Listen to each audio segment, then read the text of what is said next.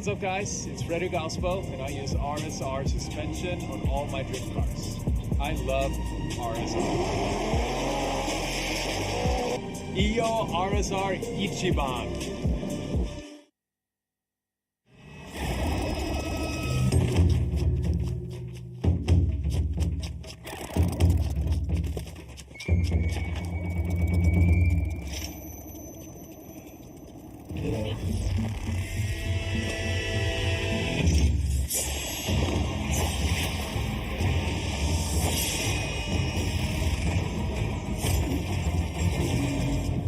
メイドインジャパンブリード。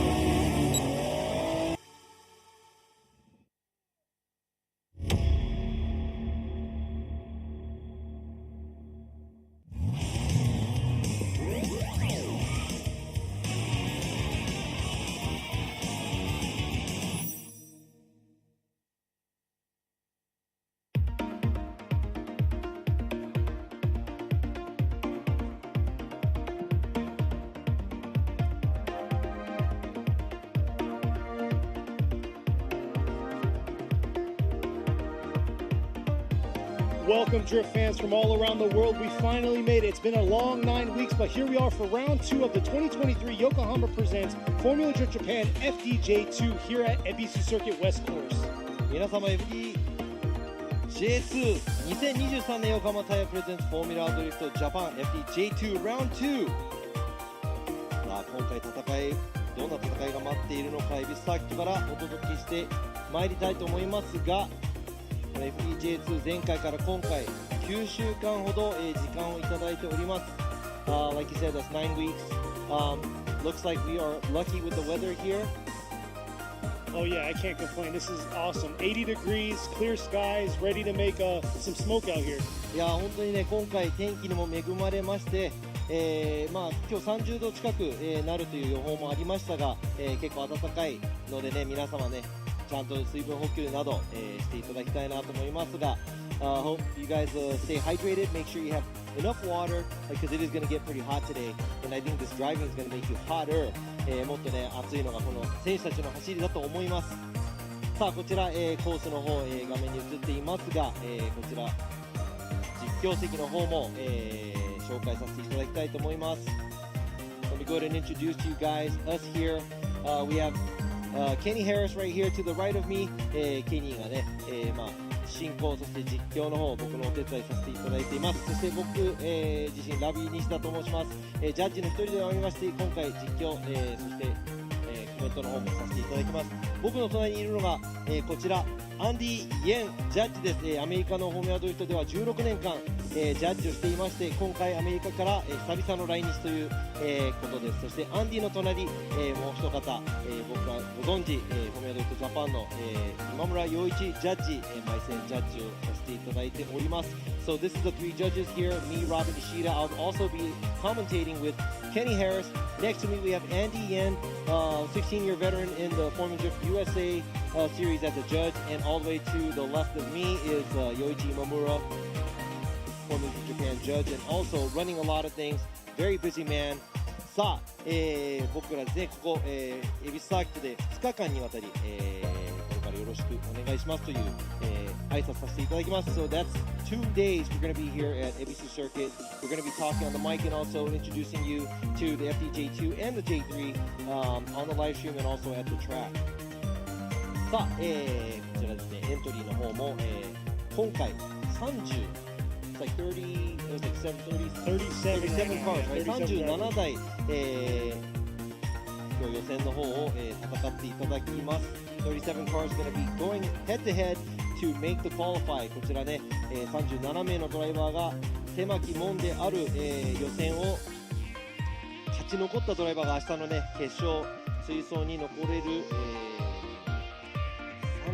37台から16台に絞り込まれるので狭き門ですよね。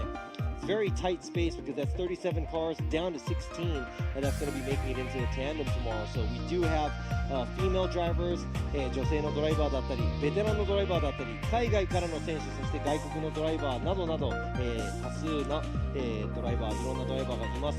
We do have drivers from all over the world, also female drivers, drivers coming from outside of Japan. さあ、こちらね、タイヤの方のちょっと紹介させていただきます。FDJ2 そして J3 なんですが、この J2、横浜タイヤさんのワンメイクで行われています。It's a Spec Tire Series here at the FDJ2 by Yokohama Tires. このタイヤは、アドバンネオバ AD09 です。It's AD09、from Advan made by Yokohama Tires here.ワンメイクタイヤということでグリップの差はイコールコンディションになり、そのためタイヤの使い方、勝敗を分ける鍵になると思います。車のセットアップ、ドライバーの腕もねすごく、重要の、キーポイントになるということで審査のポイントも、これから説明させていただきたいと思います。Let me go ahead and tell you how we're going to be judging this. But before that, you know, the tires are going to be the same grip. All the drivers are going to be equal condition on tires. So it's all going to be how they set up their cars and the drivability of the drivers. さあ、審査ポイントをねまとめた V があるので皆様そちらをご覧ください。We're going to show you a short clip of how we are going to それでは、フォーミュ judge ラ the ドリフト sport. の審査方式について説明しよう。フォーミュラドリフトは3人の審査員によって審査が行われる。各審査員は走行ラインをチェックするラインジャッジ、ドリフトアングルをチェックするアングルジャッジ、そして走りを統括的にチェックするスタイルジャッジが担当する。ラインジャッジ、アングルジャッジの審査のため、コースには4から5箇所の審査ポイントが設定されている。設定されているのは主にコーナークリップ付近、ポイントとゾーン、コースによってはタッチ&ゴーがあり、この4から5箇所の審査ポイントでマシンの挙動がチェックされる。ラインとアングルジャッジは審査のポイント1箇所につき最高5点または10点。審査ポイントは全部で4から5箇所、最高30点がドライバーに与えられる。もう一つがスタイルジャッジ。スタイルジャッジは主に走行中の車全体の流れをチェックする。このスタイルジャッジでは最高40点が与えられる。すべての点数を合計すると最高100点。ドライバーたちはこの100点を目指しチャレンジするのだ。さて、審査基準は次の通りである。ラインジャッジでは審査ポイントで確実にクリップについているかが重要。クリップから離れていくに従い得点は下がってしまう。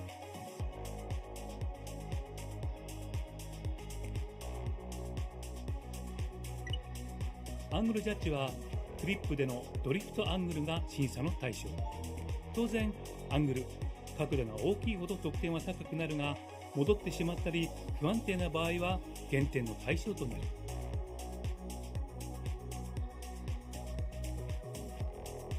そしてスタイルジャッジ、スピード、スムーズさ、迫力、またドライビングから感じられるコミットメント、パッションもスタイルジャッジにおいて重要な要素である。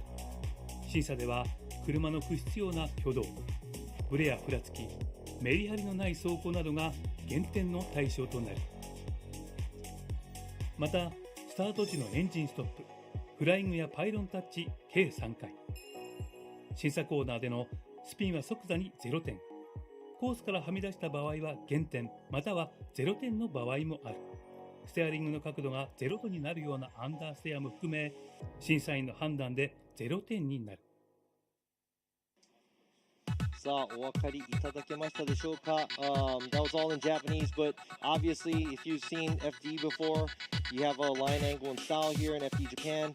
depending on how you drive the track, you have to be passionate, you have to be on throttle as much as possible, on the outside line, and also a lot of angle will get you the higher score. So let's go ahead and show you how the track looks and the layout where the zones are. さあ、ゾーンのね、このコースのゾーンの説明ちょっとさせていただきたいと思いますが、今回は、FDJ と同じ、レイアウトですね。アウトゾーン1、アウトゾーン2、そしてタッチ&ゴー、アウトゾーン3があります。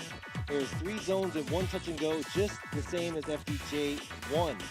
さあ、アウトゾーン1、左側ですね、321コーン振り出しをして、アウトゾーン1元気よく飛ばし、アウトゾーン1から2に行くところですね、ちょっと減速しながら角度を増やしてアウトゾーン2を舐め、振り返した後の右のタッチ&ゴーできる限り深い場所を通り、最後にアウトゾーン3、スピンも、戻りもないような走りで、全体を走り抜けなければいけません。So there's 3 zones, outside zone 1, 2. Going to the 2, you would have to probably gain a little bit of angle. Then you have to touch and go on the right side after the switch back. After the touch and go, you got the outside zone 3. Make sure you're not spinning out or correcting before the finish line.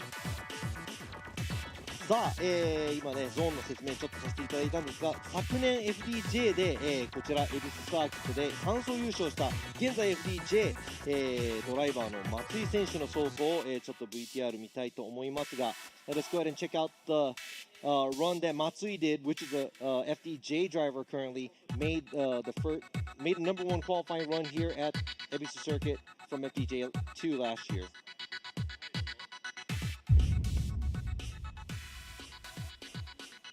With the Team Ocean plus S with さあ、こちら、トータル82ポイントなんですが、アウトゾーンうまく切り抜け、こちらですね、うまく角度をつけながらちょっとアウトゾーンに早く離れてしまいましたが、タッチ&ゴー、そしてアウトゾーン3ですね、ギリギリな部分を通っていきました。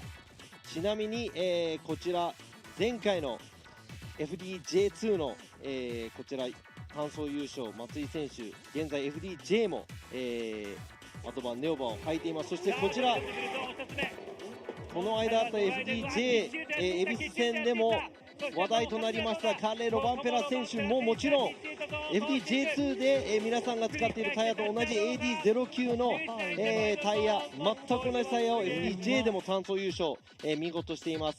So it's surprising to see that the tire is pretty much the same thing. Kale Robampera makes the number 1 qualifier run here at FDJ, not FDJ2, and that's a spec tire that we use for FDJ2. So it's pretty much the same tire, but it's still doable at the highest level of drifting here.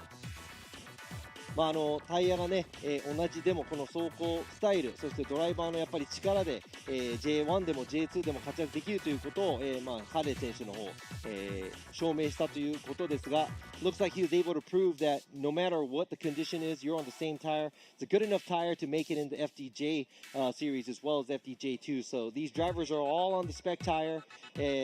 皆さんね、FDJ2 でも同じタイヤを履いて、同じグリップ力、そして、車のセッティング、ドライバーの腕で、今回勝負していただきたいなと思います。Drivers have to set up their cars right, and it's all about the drivability of the drivers because pretty much they're all on the same tire, so there's no excuses with more or less grip. Exactly. It's all about setup. And during practice early on, I saw a lot of good runs. So we'll see how it's going to be. A lot of them did struggle, though, through the transitions from outer zone 1 and reaching all the way out to that outer zone 2. 今ね、ケニーの方も、先ほどの練習を見ていく限りなかなかいい走りが、何本も出ていたということですが、やっぱりアウトゾーン1から2にかけてですね、角度の安定性だったり、速度感、そのアウトゾーン1から2止めすぎない程度で、アウトゾーン2を舐めるような形でアウトを走れるような走りをするのは多分難しそうだなとは、思いますが、この飛び込みなんですが、恵比寿のこの西名物であるこの左側のこのウォールですね、昨日の練習でも多分何台かは、ちょっとウォールの餌食になっていたドライバーもいたと思います。This Ebisu Nishi course, the wall on the left side is pretty much one of the scarier parts of the track where some of the drivers from yesterday's practice did end up in the wall or climbing the wall. So not looking forward to seeing that today. So hopefully all the drivers will be able to stay off the wall. 今日のね予選のドライバーも皆さんねこのウォール登らないように、もちろんアウトゾーン1を So yeah, as we wait for these drivers to pull up for the first run of qualifying, as you guys already know, Robbie's doing both English and Japanese. We only have one live stream for FDJ2, so bear with us. He's making it happen. I'm tuning into the chat as much as I can, seeing what's going on. I know you guys said there's some sound issues out there. We're going to go ahead and square that away. But yeah, he's holding it down, making it happen, judging Japanese, English.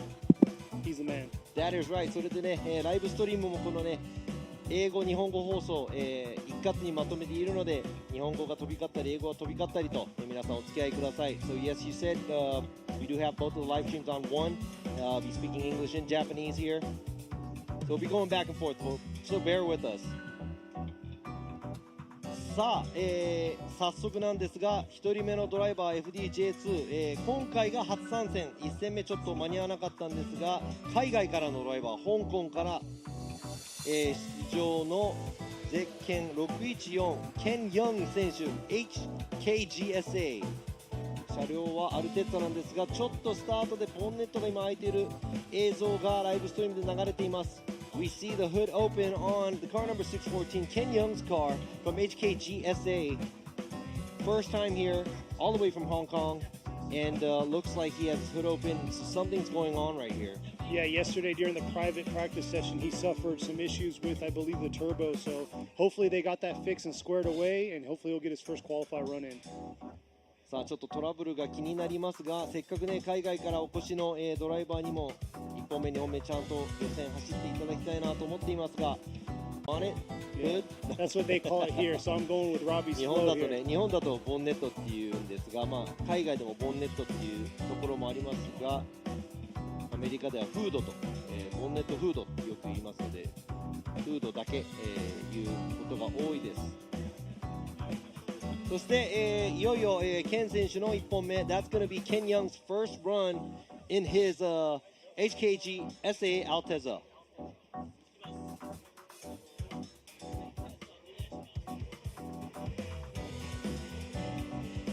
Looks like last minute checks to make sure the car is clear to roll. We're getting the green light now, so it looks like he's going to get his first run here for Ken, starting us off strong in his Altezza.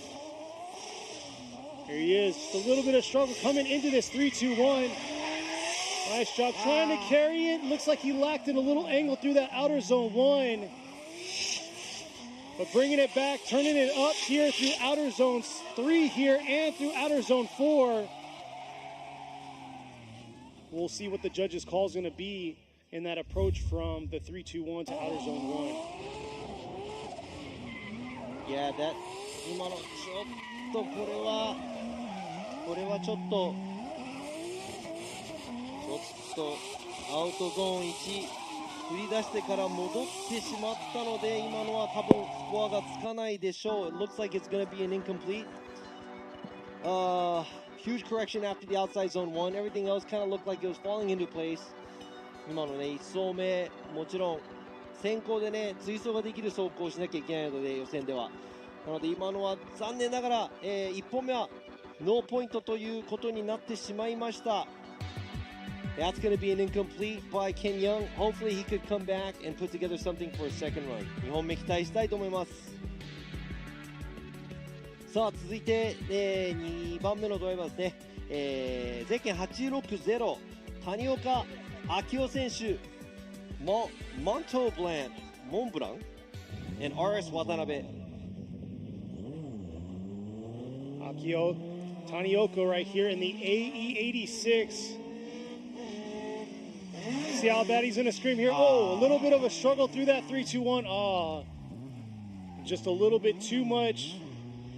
Unable to keep that car in drift through that 3-2-1 to outer zone 1.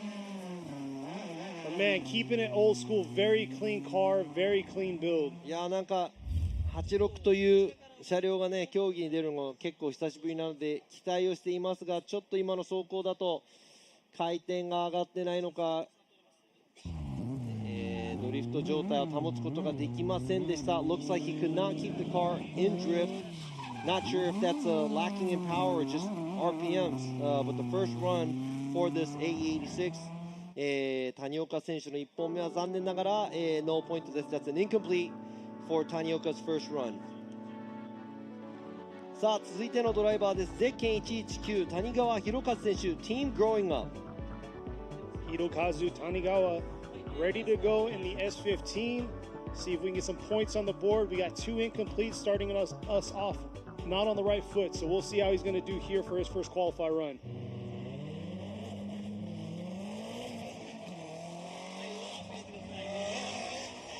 There it is, Tanigawa coming around to outer zone 1. Nice job filling that zone, riding the back line of outer zone 1, bringing it back around through outer zone 2 here. Not bad transitioning around, dipping 2 tires there through outer zone 3, but able to get it together through outer zone 4 with a strong finish.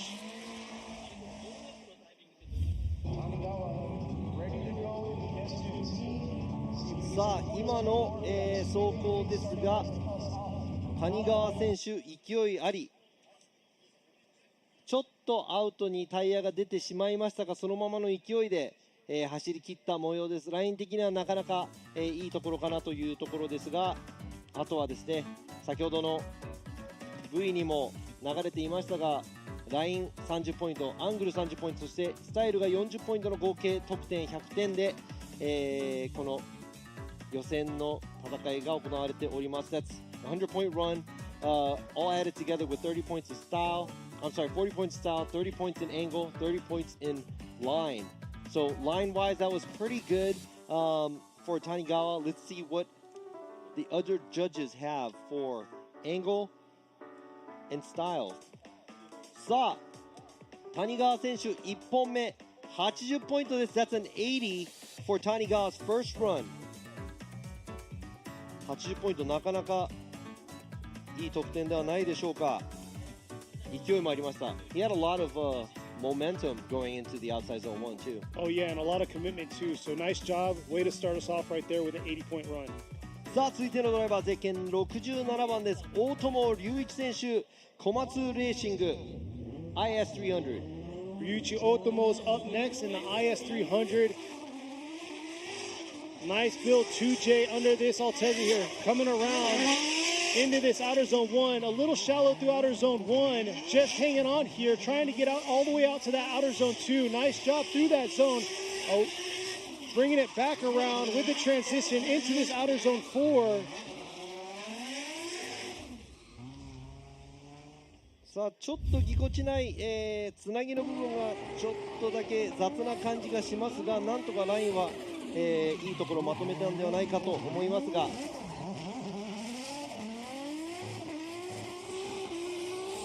勢いが結構ありました。ちょっとタイヤもね、タッチ&ゴーの方、出てしまいましたが、うまく全体的に、スコアが入ると思います。That's going to be the scored run. A tire off at the touch and go, and it looks like he was very choppy on the throttle, but overall gets a score. さあ1本目、大友隆一選手78ポイント。There you are, 78 for his Otomo's first qualifier run. さあ続いてのドライバーゼッケン117稲岡祐希選手 Junction and Deer Motorsports。 Yuki Inoaka ready to go in the R34. See how this first qualifier run is going to go. All right, here's the approach to the 3-2-1, bringing it around here early on. Little shallow through that outer zone 1. Tried getting back on it, looked like ripped up a little bit. Approaching the outer zone 2. Swinging into this touch and go through the outer zone 3. Dipping 2 tires there, but getting right back on it for outer zone 4. ちょっと、ラインの部分苦しい走りだったかなと思います。アウトゾーン1もあまりトレースできず、走行終了ですね。Doesn't feel much of the zones. Looks very choppy overall. Dips a tire at the touch and go. Actually, 2 tires at the touch and go. Doesn't feel outside zone 3 either. Looks like he's off on the line overall. 全体的にちょっとラインがずれてるのかなというところですが、こちら稲岡選手の、ドローンの映像が上から見るとやはり、はみ出ている部分、ライン通れてない部分が結構わかります。It's kind of obvious to see it on the drone bird's eye view there. Exactly, 62 for his first qualifier run. さあ稲岡選手の1本目62ポイント、62ポイントです。さあ2本目でね、もっとスコアを伸ばせればなと思いますが、やはりアウト1から2に行く、部分でアウトを攻めるのはちょっと難しいかなというところです。Looks like it's very hard and a lot of drivers are having a difficult time going from outside zone 1 to 2。さあ続いてのドライバーゼッケン417、椎名瑞希選手、堀内ファクトリー。Miska Sheena. This car right here, not new to the J2 series, competed last year here. Driver moved on into J1. Teammate right here bringing it back around through outer zones 3 and then outer zone 4. Far into that, deep into that zone right there, into the finish. So we'll have to review the outer zone 2 portion of this. アウトゾーン2から出てくるところ、ちょっと微妙な怪しい走りでしたが、ちょっとこれは微妙ですね。Huge correction halfway through that outer zone 2. Struggled to get into that outer zone 1. Tried to make a huge correction into that outer zone 2, but it might be a straightening leaving that outer zone 2. 先ほども、ドライバーズミーティングでもお話しした通りなんですが、やはりちょっと微妙なところ、ジャッジの方で判断しなきゃいけないんですが、やはりまっすぐな状態にね、すごく浅くなってしまったので得点もどうせ伸びない、ような走りだったと思うんですが、今回は残念ながら1本目ノーポイントとなってしまいました。That's going to be an incomplete. And we talked about this at the drivers meeting. Don't leave it in our hands. If you're going to drift, drift. Don't, straighten out. So hopefully he can come back stronger for a second run. 2本目にちょっと期待したいと思いますが、続いてのドライバーがゼッケン350鈴木和正選手 APG Japan Car Zoo Racing. Kazumasa Suzuki right here. Approaching the 3-2-1 into outer zone 1, right on the edge right there. Trying to hold on. Oh, in a major correction, unfortunately straightening up right there halfway through outer zone 2.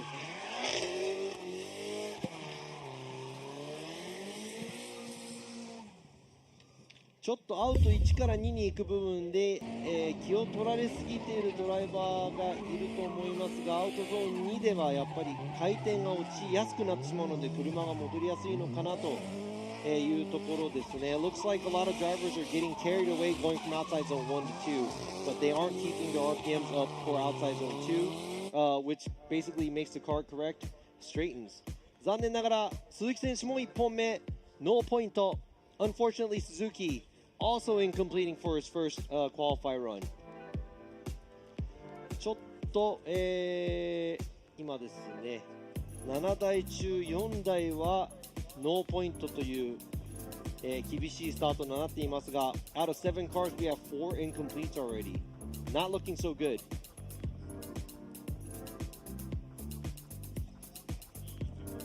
You can see right there at the fans out there, it's pretty hot out here today. It's like 82 degrees, I believe, right now. さあ暑いのでね、皆さん水分補給の方、お忘れなく。続いてはゼッケン215高田健選手 Garage Takata with Auto Shop Wise. Takeru Takata ready to go. 1本目です。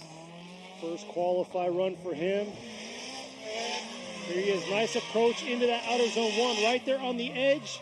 Bringing it back around through outer zone 2 here. Oh, major correction right there. Once again, getting stalled up in the entrance to outer zone 2.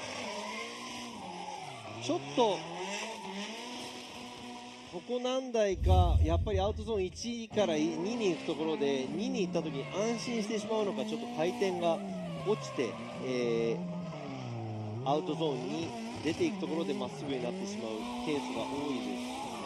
Looks like a lot of the guys are still getting carried away going from outside zone 1 to 2. Once they get into 2, it seems like they're relieved and they kind of forget about, getting the revs up so they can keep drifting. But 高田選手1本目残念ながらノーポイント。That's unfortunate for Takata. First run and incomplete.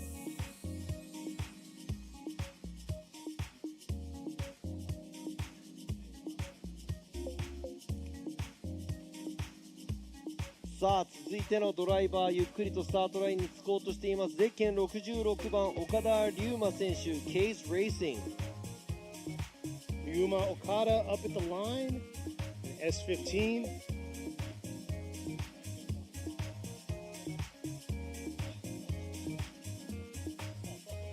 see first qualify run for him. さあ岡田選手の予選1本目です。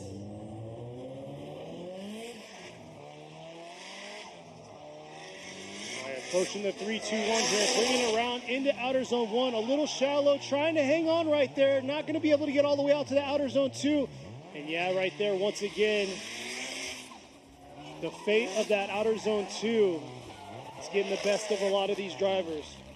今回の FDJ2 の、鬼門となるのが多分 FDJ2 ドライバーの中でも多分難しい部分、アウトゾーン2の攻略方法なんだなとちょっと思いますが、もちろんね予選の順位が、によってなんですが、この今走っているドライバーたちの走りを見て勉強していただきたい部分もあると思いますが、残念ながら岡田選手1本目、ノーポイント。 That's an incomplete from Okada. FDJ2 outside zone 2 is probably the most hardest part from what I see. Hopefully the drivers that are going after these drivers get to watch this and kind of, I don't know, take that in, educate themselves, and try to do a better job than, you know, obviously an incomplete. Yeah, that's 4 incompletes. But here we are, the next driver's ready to go at the line. さあ続いてのドライバー、ゼッケン32番大関和也選手、 Twins Inc. with Murata Motors with Tops Racing. Kazuya Ozeki right here, ready to make it happen in his S15.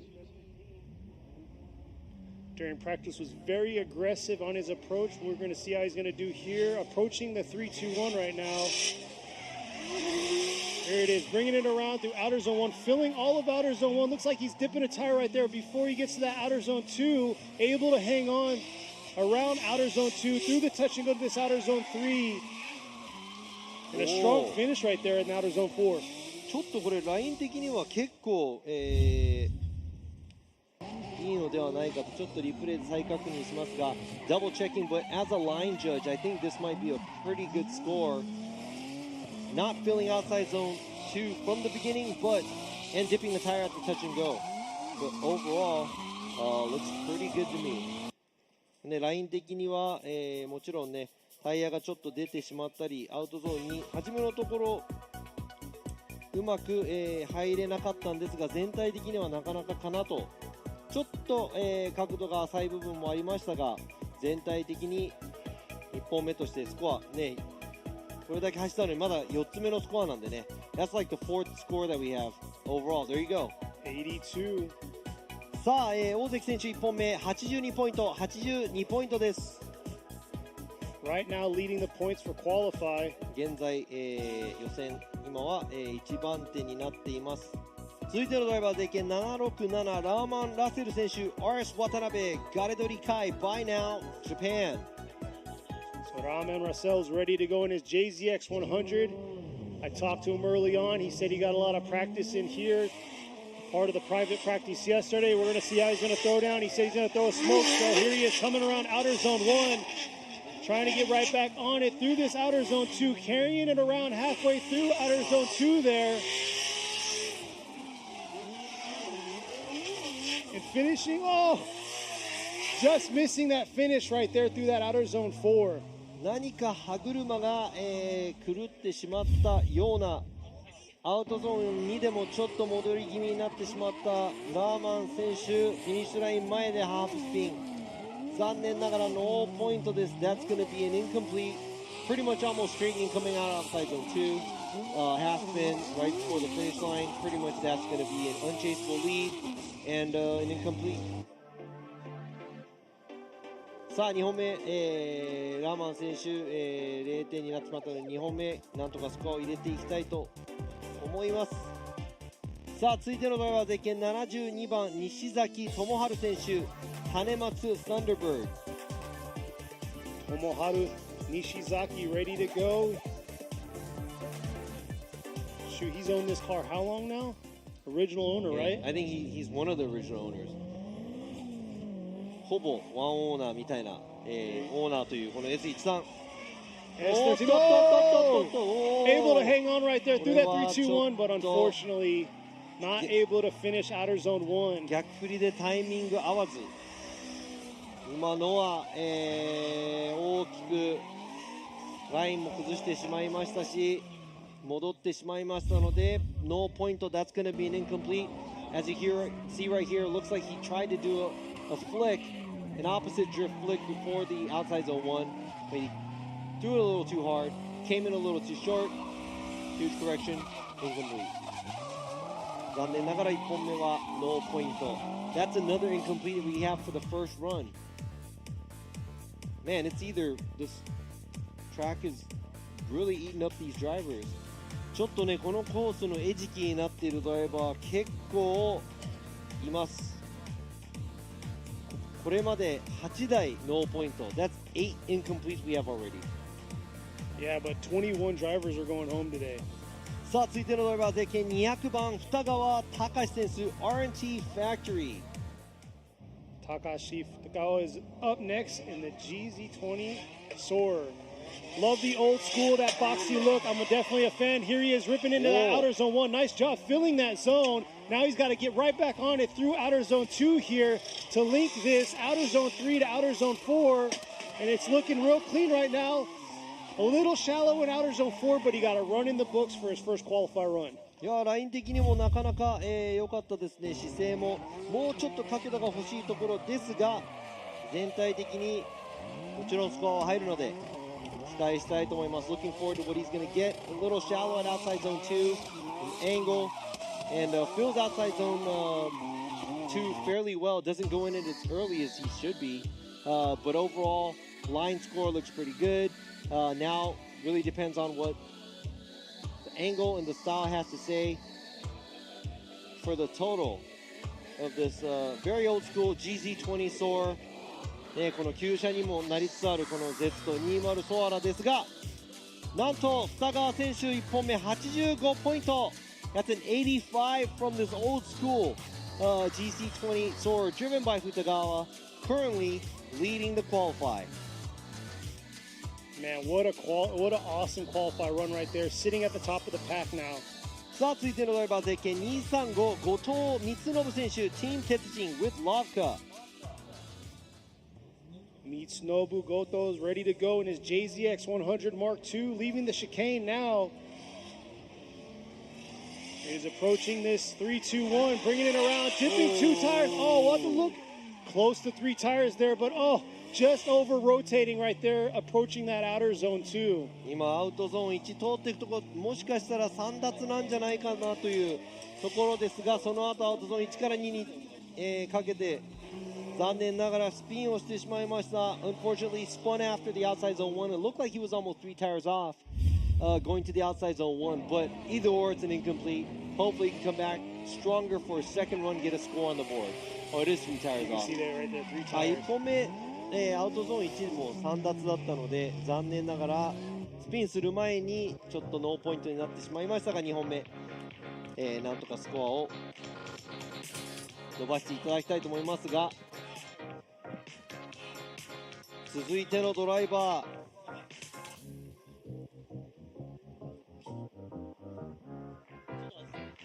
今ですね、コースの方修正、コーン倒れた部分を修正していますが currently fixing the cones. Thank you to the course workers. コースのね、修正していただいているコースの皆様ありがとうございます。毎回さあ続いてのドライバーはゼッケン28深田樹選手トトハウス Team Dunlop 女性ドライバー、そして若い女性ドライバー Female driver, very young female driver Fukada, daughter of Fukada 深田選手の娘さん。 Itsuka Fukada coming around right here. That car looks very familiar. That's a J1 car. Her car suffered some mechanical issues. There she is, bringing it back around. Packed with about 300 more horsepower from original car, trying to make it happen right here and showing her dad what's up on her first qualify run.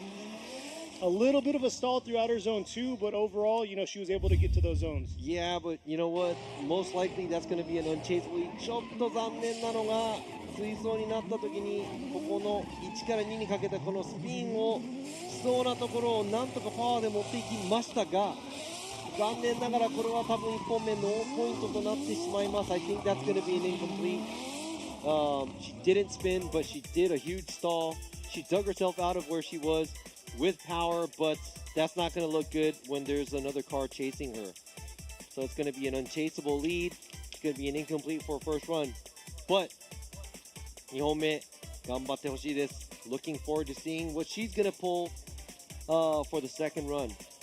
さあ続いてのドライバー、ゼッケン104水野俊彦選手、ブラスラック MX ガレドリ鷲倉温泉。Toshiko. Mizuno coming around outer zone 1, dipping a tire right after that zone, but able to get right back on it, filling that outer zone 2 right there. Nice job. Here he is flicking it back around. Nice through outer zone 3. I gotta say that was a nice transition from outer zones 2 to outer zone 3 by him. 今のはアウトゾーン2から、3にかけての部分も綺麗にまとめましたし、アウトゾーン2ですねのアプローチ、多分今までの中で一番、ちょっと最初から、アウトゾーンに入っていますが、ちょっとタイヤが出たのかなという部分ありますが、全体的にラインのスコアとしては、なかなかだと思います。こちらちょっとリプレイがね違う車両のリプレイ、これは先ほど、深田選手の、リプレイが流れていますが、This is Fukada's qualifier run that we had earlier on the replay right now. That is not Mizuno's qualifier run.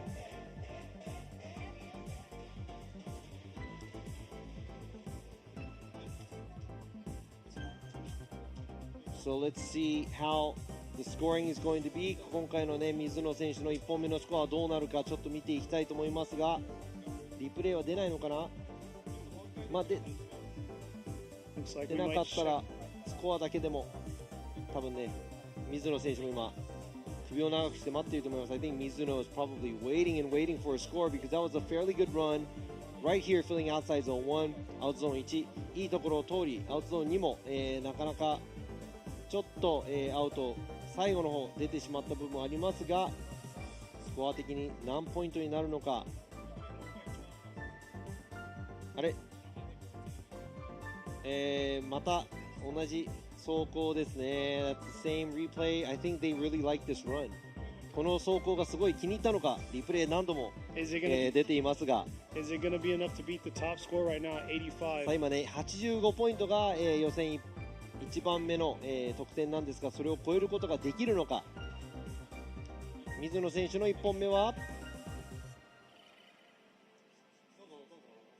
Whoa! 91 for his first qualifier run. 水野選手1本目の走行91ポイント91ポイントです。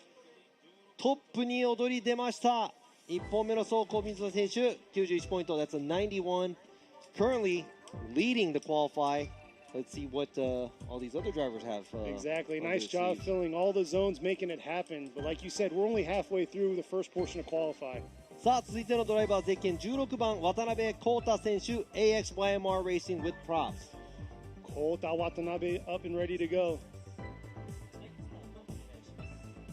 さあ渡辺選手、FDJ2 でも常連になってきましたが、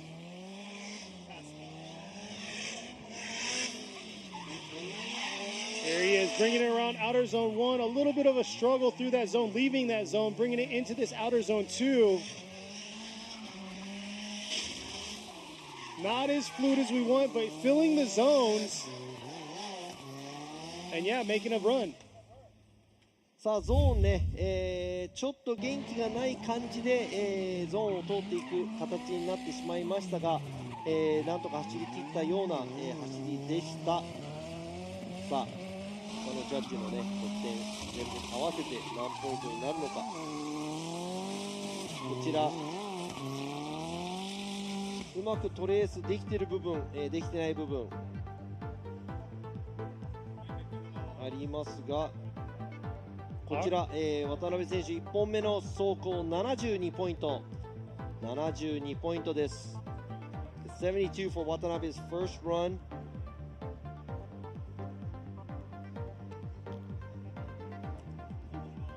さあこちら続いてのドライバー、ライブストリームでも大人気です。ゼッケン11番サム・ルーカス選手 Damn it. Ready to make it happen. Fan favorite right now. I see it all over the chat. Here he is, bringing it into outer zone 1 right here. Dipping 2 tires. Able to get right back into it right here to this outer zone 2. Looks like he was riding that back line, swinging it back around through this outer zone 3. And right there in front of the fans, giving them a smoke show into the finish. ちょっと、ラインはみ出すぎた部分がありましたが、アウトゾーン3でもラインが定まらなかった部分あります。こちら3脱ではないです、2脱です。減点になってしまいます。そしてアウトゾーン2ですが、タイヤ左のリアがちょっと出ている状態。しかしタッチ&ゴー、最後のこのアウトゾーン3もちょっと、足りなかったかなと。しかし、全体的に元気を貸したので得点は入ります。So it looks very exciting, but maybe a little bit too many tires off at the outside zone 1. That's going to be a deduction, and also 1 tire off throughout outside zone 2. Not filling outside zone 3. He's going to have maybe a little above average on the line, but here we go. It's a 78 for Sam Lucas. Sam, its first run. サミット選手、サム・ルーカス選手の1本目78ポイント。78ポイントです。さあ、続いてのドライバー、ゼッケン82番、糸山修平選手、Makeup Garage B2。Shuhei Itoyama ready to go in his 180SX. Here he is leaving the chicane now. First qualify run for him. Here he is bringing around to outer zone 1. Dipping like 1 tire through that outer zone. Trying to get back on it through outer zone 2 here. Struggling halfway through that zone. And yeah, not the cleanest transition from outer zones 2 to outer zone 3, but he was able to fill both zones. ゾーンは通っていくんですが、ちょっとアウトゾーン2の方の出口が全体的に浅いかなという角度があまりついていない。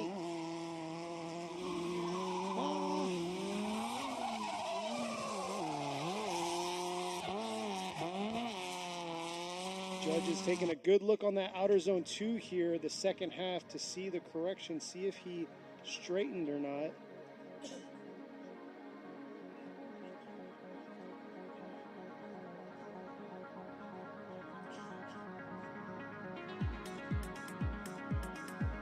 So こちらですね、アウトゾーン2から出てくるところですが、またちょっと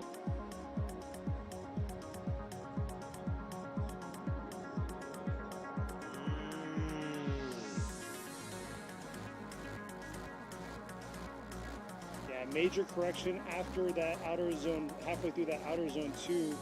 You'll see this replay once again, dipping a tire right there through outer zone 1, coming back around, and right there, as he was leaving outer zone 2, had a huge correction.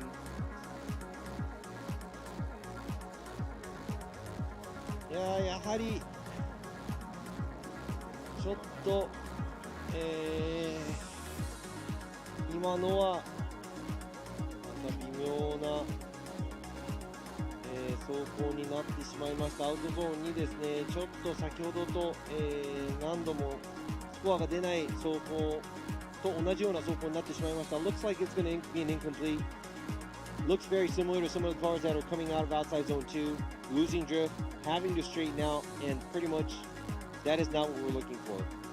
やはり、振り返しまで綺麗に、角度をつけながら走っていただきたいです。1本目残念ながら、糸山選手ノーポイントです。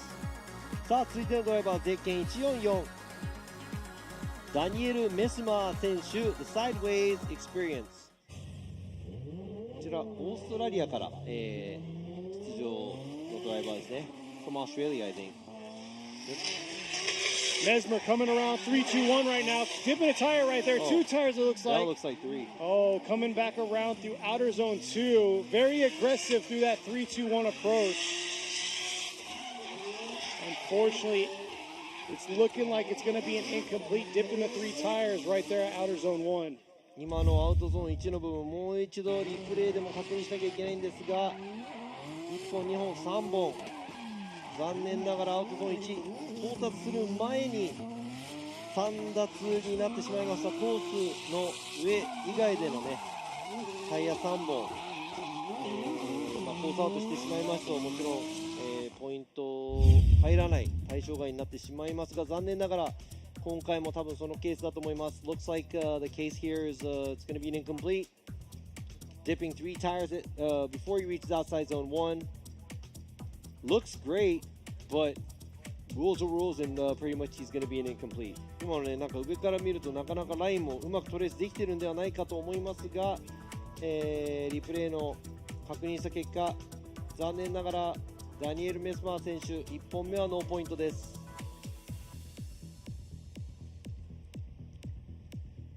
さあ続いてのドライバー、続いてのドライバーですね。ゼッケン786カーン・ロハブ選手 R Nation。 Rohab Khan up at the line. He's getting the okay to go. Here he is about to make his first qualifier run out here. 1本目の予選の走行。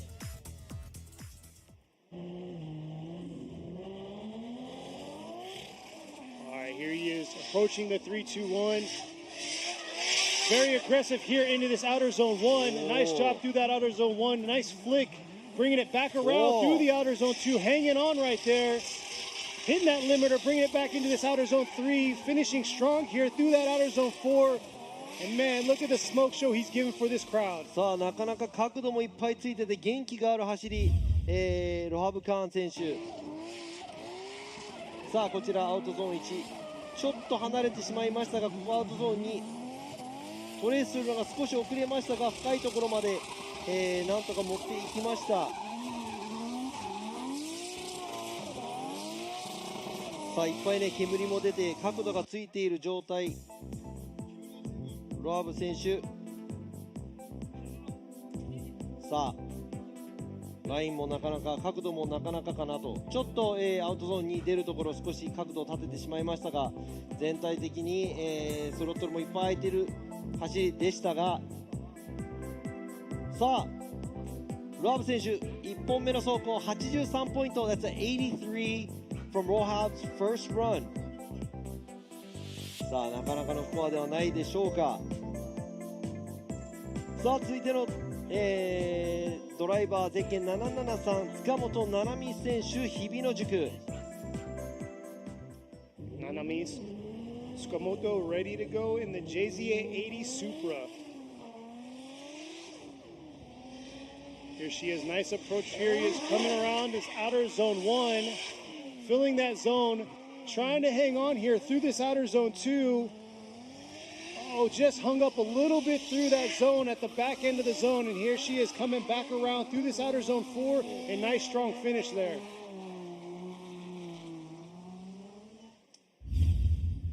ちょっと、進入でちょっとアクセル抜いてる感じがしますが、ライン的には全体になかなかうまくトレースできた部分は、目立っています。ちょっと、タッチ&ゴーでも1本タイヤが出てしまいましたが、全体的に、まとめたような、走りだと思います。こちらドローンの映像。塚本選手1本目からなかなかワイドな走りで、やはりアウトゾーン2、そしてタッチ&ゴー付近ですね、ちょっとタイヤがはみ出てしまいましたが、その分アウトに寄せているということで、さあ1本目塚本選手75ポイント。 That's a 75 for Tsukamoto's first run。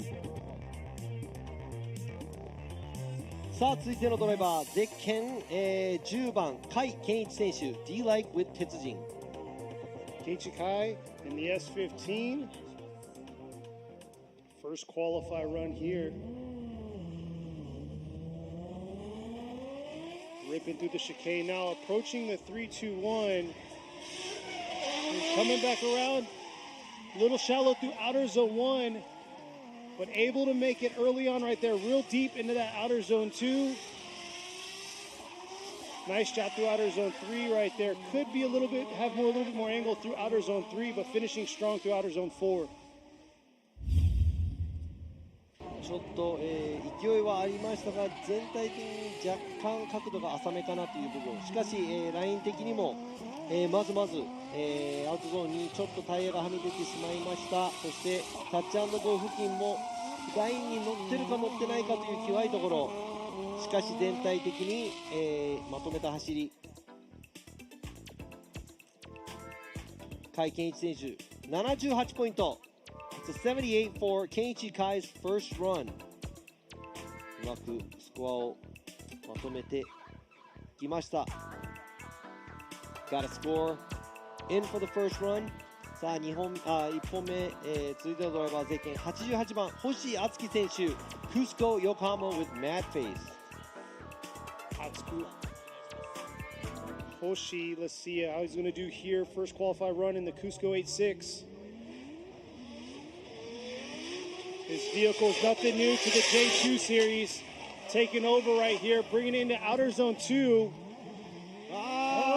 Real deep into the outer zone 2, dipping 2 tires.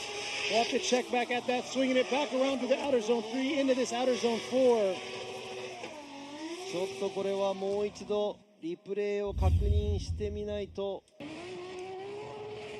さあこちらアウトゾーン1、ちょっと角度を浅くしてアウトゾーン1クリア。そしてこちらこれは微妙に3本いっちゃってるかもしれない。さあこのドローンの映像で全てが決まるでしょう。Close, checking out if there's 3 tires here.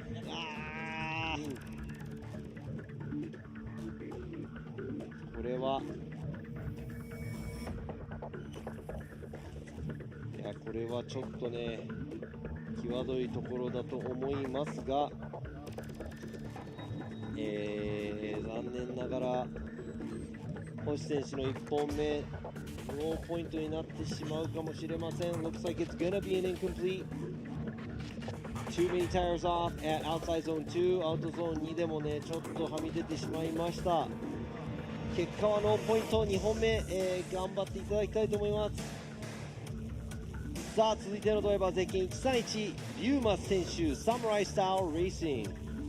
See how Ryuma's going to do on his first qualified run. He's in the JZS 161 Aristo.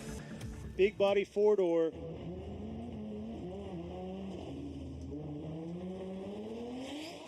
Alright, here he comes, approaching the 3-2-1 now.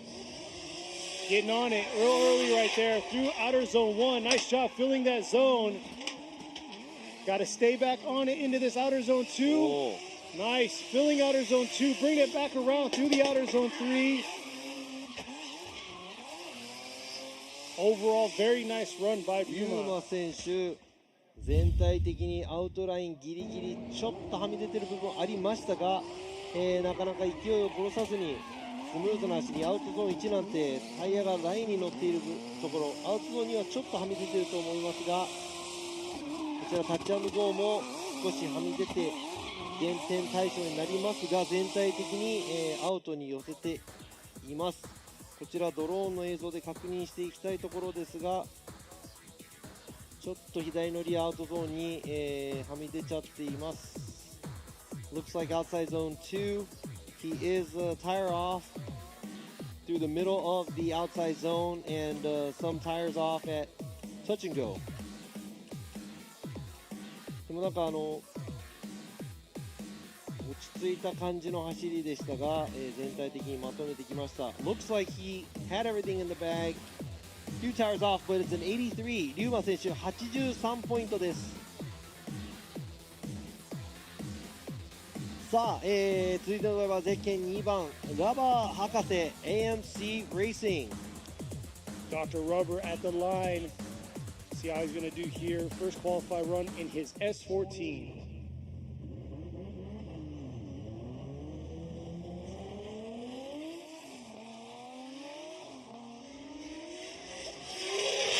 There he is coming around outer zone 1. Back around through that outer zone 2. Looks like he struggled a little bit approaching that outer zone 2, bringing it back around the outer zone 3.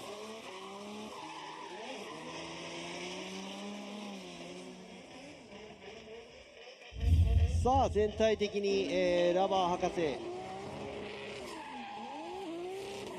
なんとか走り切りましたが、アウトゾーン2の部分少しアングルを立てるような感じ。しかしライン的にもなかなかアアウトゾーン通れたんではないでしょうか。Looks like he did a fairly good job on the outside zones. Leaves outside zone 1 a little early, goes into outside zone 2 a little late, but overall does an above average job on the line. 勢いも全体的に殺さずになんとか、1走目走り切りました。さあ、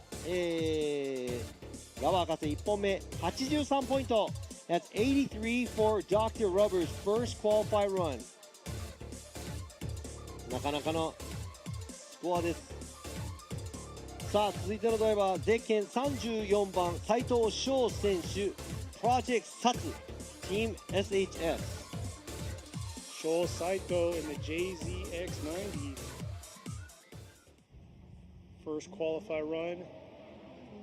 Suffered some mechanical issues during practice, but was able to get the car back together due to his team. And here he is bringing it around to outer zone 1. Nice job through that zone. Filling all of outer zone 2. Here he is with the transition through that outer zone 3. Very nice right there through outer zone 4 and a strong finish. これは、ライン的にほぼ完璧。ちょっとアングル少しヨレッとしたところありますが、アウトゾーン2でもこれは多分ラインギリギリぐらいかなと。タッチ&ゴーもラインの上、そしてバンパーアウトゾーン3の方ですね、綺麗になぞっていきましたが、さあこれはラインはもう完璧に走り切りました。あとは、アングルとスタイルですね。That might be the first full score that I give for a line because he was pretty much on the outside of the track. We'll see what the rest of the other judges have to say.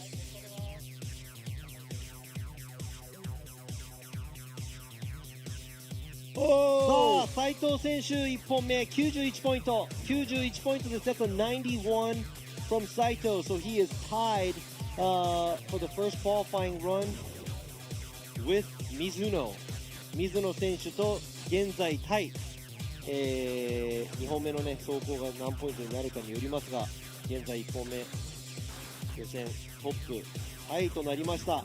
続いてのドライバーゼッケン320稲岡拓也選手、Vehicle Racing。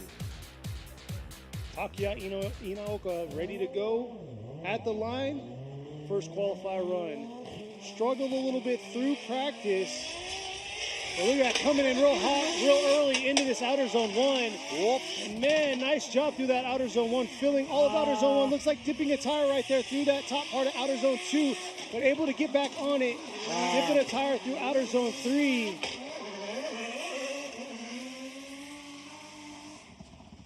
Very aggressive, but maybe too aggressive on some of those zones. そうなんです。ケニーが言った通りすごくアグレッシブな走りだったんですが、ちょっと行き過ぎた部分少しありますが、元気は買います。もちろん、全体的にラインもうまくトレースしました。少し、角度アウトゾーンに出てくるところも少しゆらっとしましたが、走り切ったところです。It looks like he wavered a little bit coming out of outside zone 2, and like you said, I love the aggression, but at the same time he did go a little overboard on some of the areas.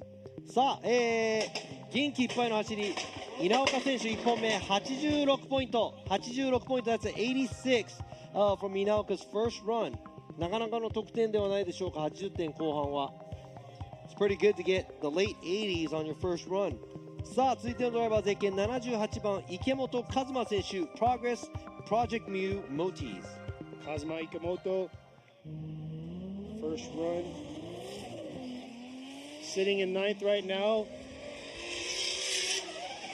Very aggressive approach here in that outer zone 1. Nice job filling outer zone 1.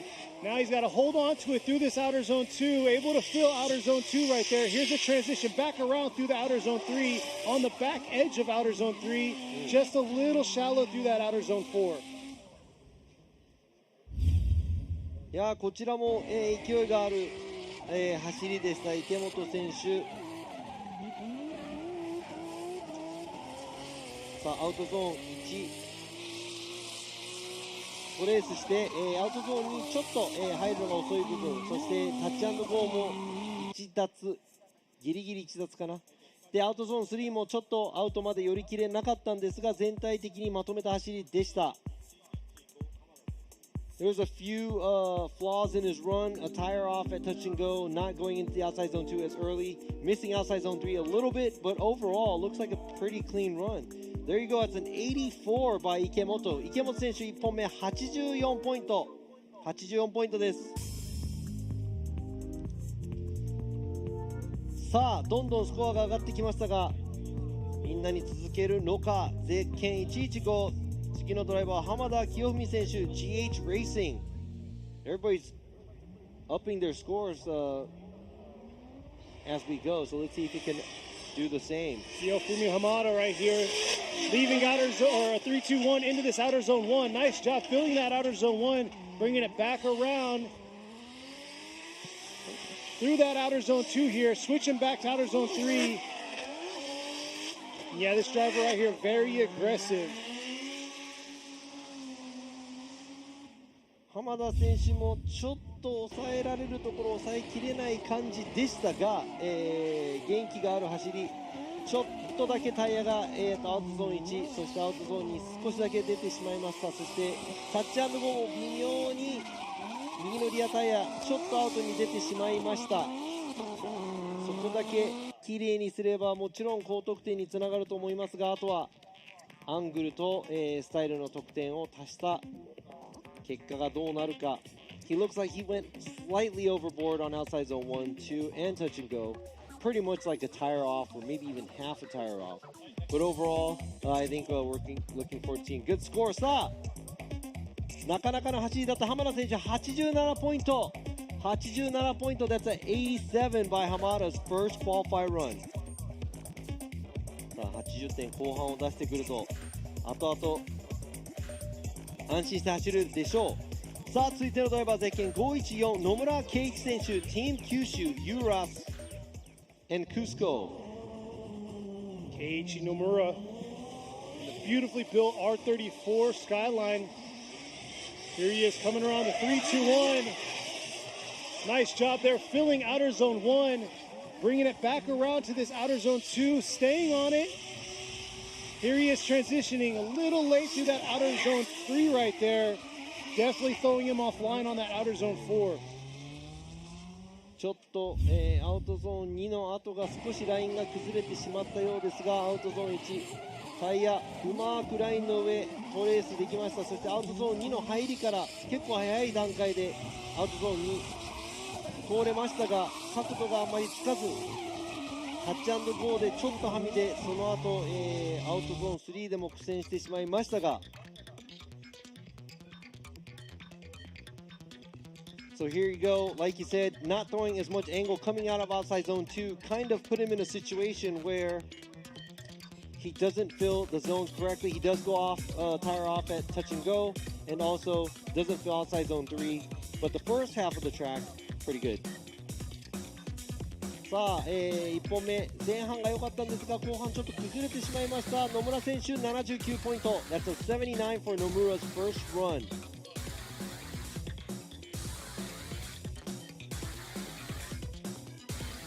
さあ FDJ2 常連ドライバーです。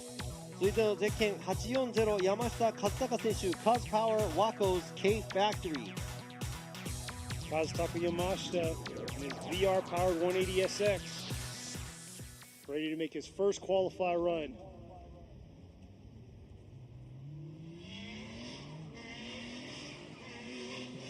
There he is. Oh, unable to hit that outer zone 1 right there, throwing him offline through the outer zone 2, just getting into the back half of that outer zone 2. And yeah, early on, bad start right there in the line and just unable to fill those zones. これは全く、アウトゾーントレースできていない山下選手。アウトゾーン1はボックスにも入れず、アウトゾーンにもギリギリ最後の入った感じ。ちょっと振り返しももたつき、タッチ&ゴーも、うまくトレースできなかったみたいです。こちら上空から見てもですね、ちょっとゾーンから離れているのがすごく目立ちます。Not looking good for Yamashita. he's qualified first previously at other rounds as well, so maybe something's going on.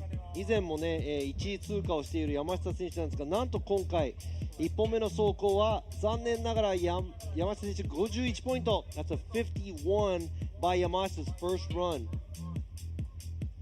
ちょっと、ラインが厳しい走りでした。 Not so good on the line。 さあ続いてのドライバー、現在シリーズランキング5位です。ゼッケン220石塚真一選手、アートグラージ S クリーブスノコウステリア。 Shiichi Suzuka sitting fifth right now, so our top 5 drivers right here. There he is coming around outer zone 1.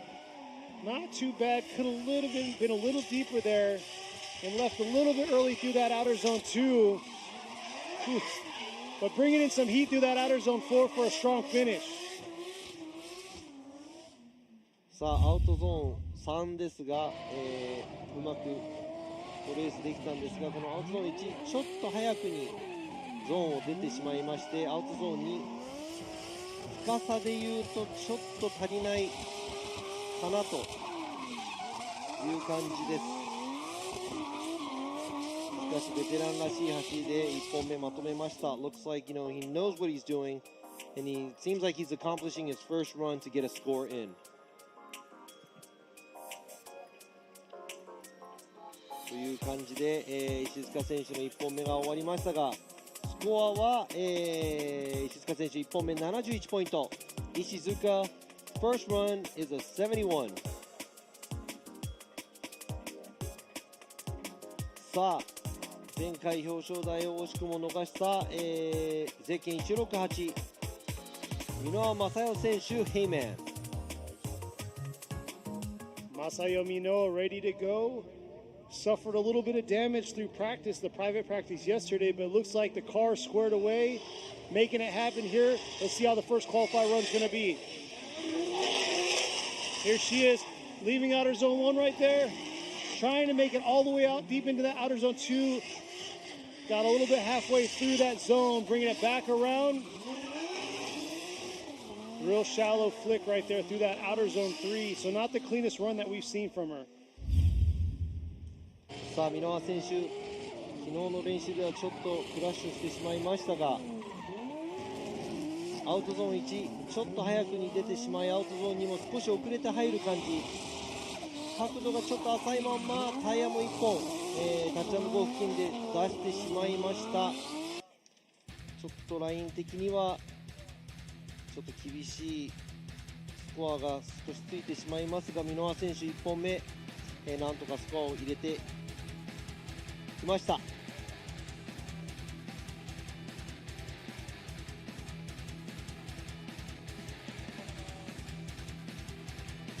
67ポイントです、箕輪選手。That's a 67 from Minoa's first run。 ちょっと昨日の、クラッシュが少し響いているのか、1本目は67ポイントです。That's a 67 for a first run。さあ、前回3位表彰台、ゼッケン13番中村マイキー選手、マイキー Racing with Nambe。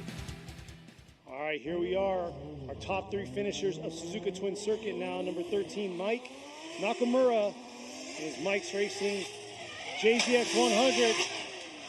Nice job through that outer zone 1.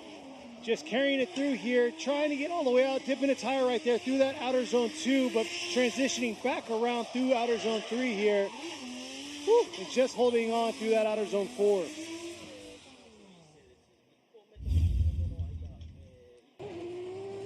さあ中村選手1本目ですが、ちょっとアウトゾーンにタイヤが出てしまいましたが、なんとかトレース、そしてタッチアンドゴーの付近でも右リアタイヤが1本コースアウト、そしてアウトゾーン3もうまくトレースできなかったですが、1本目、アウトゾーン1ですね、綺麗に走り切れましたので、まずまずのラインのスコアかなと。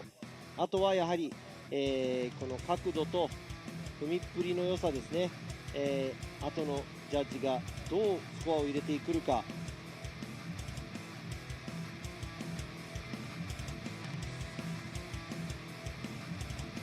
さあ中村マイキー選手1本目83ポイント。 That's Mikey Nakamura with the 83 for his first run.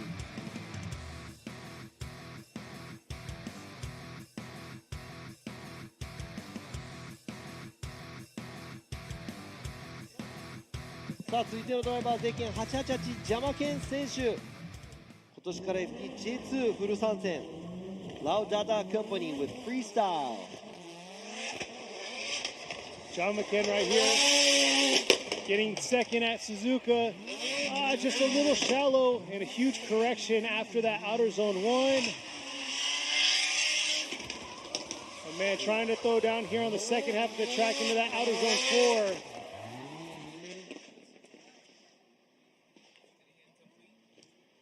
We'll have to check out that transition from outer zone 1 to 2. 今のアウトゾーン1から2の振り、軸部分ですね。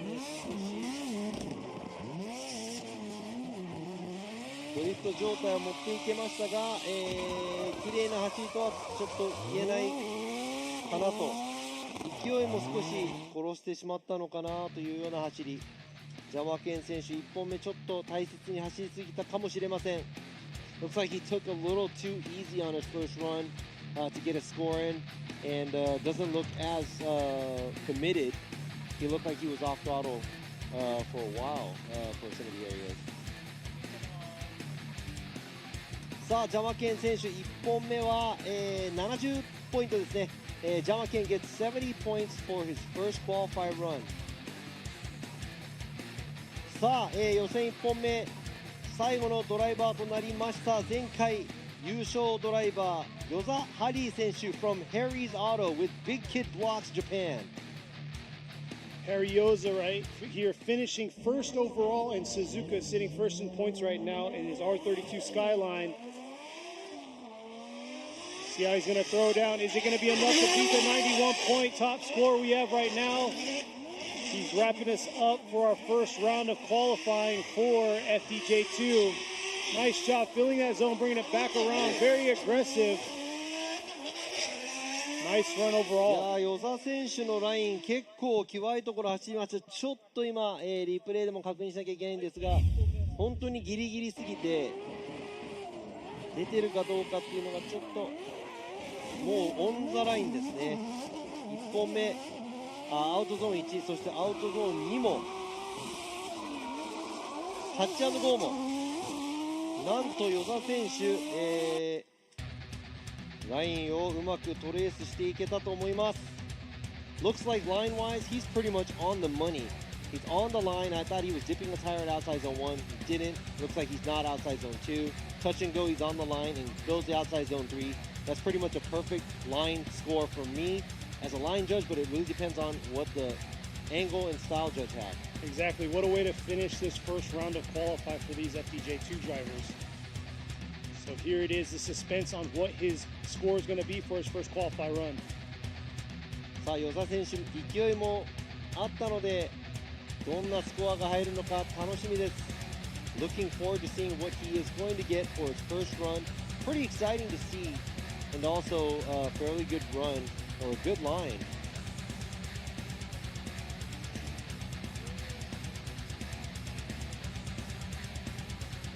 さあ与座選手92ポイント。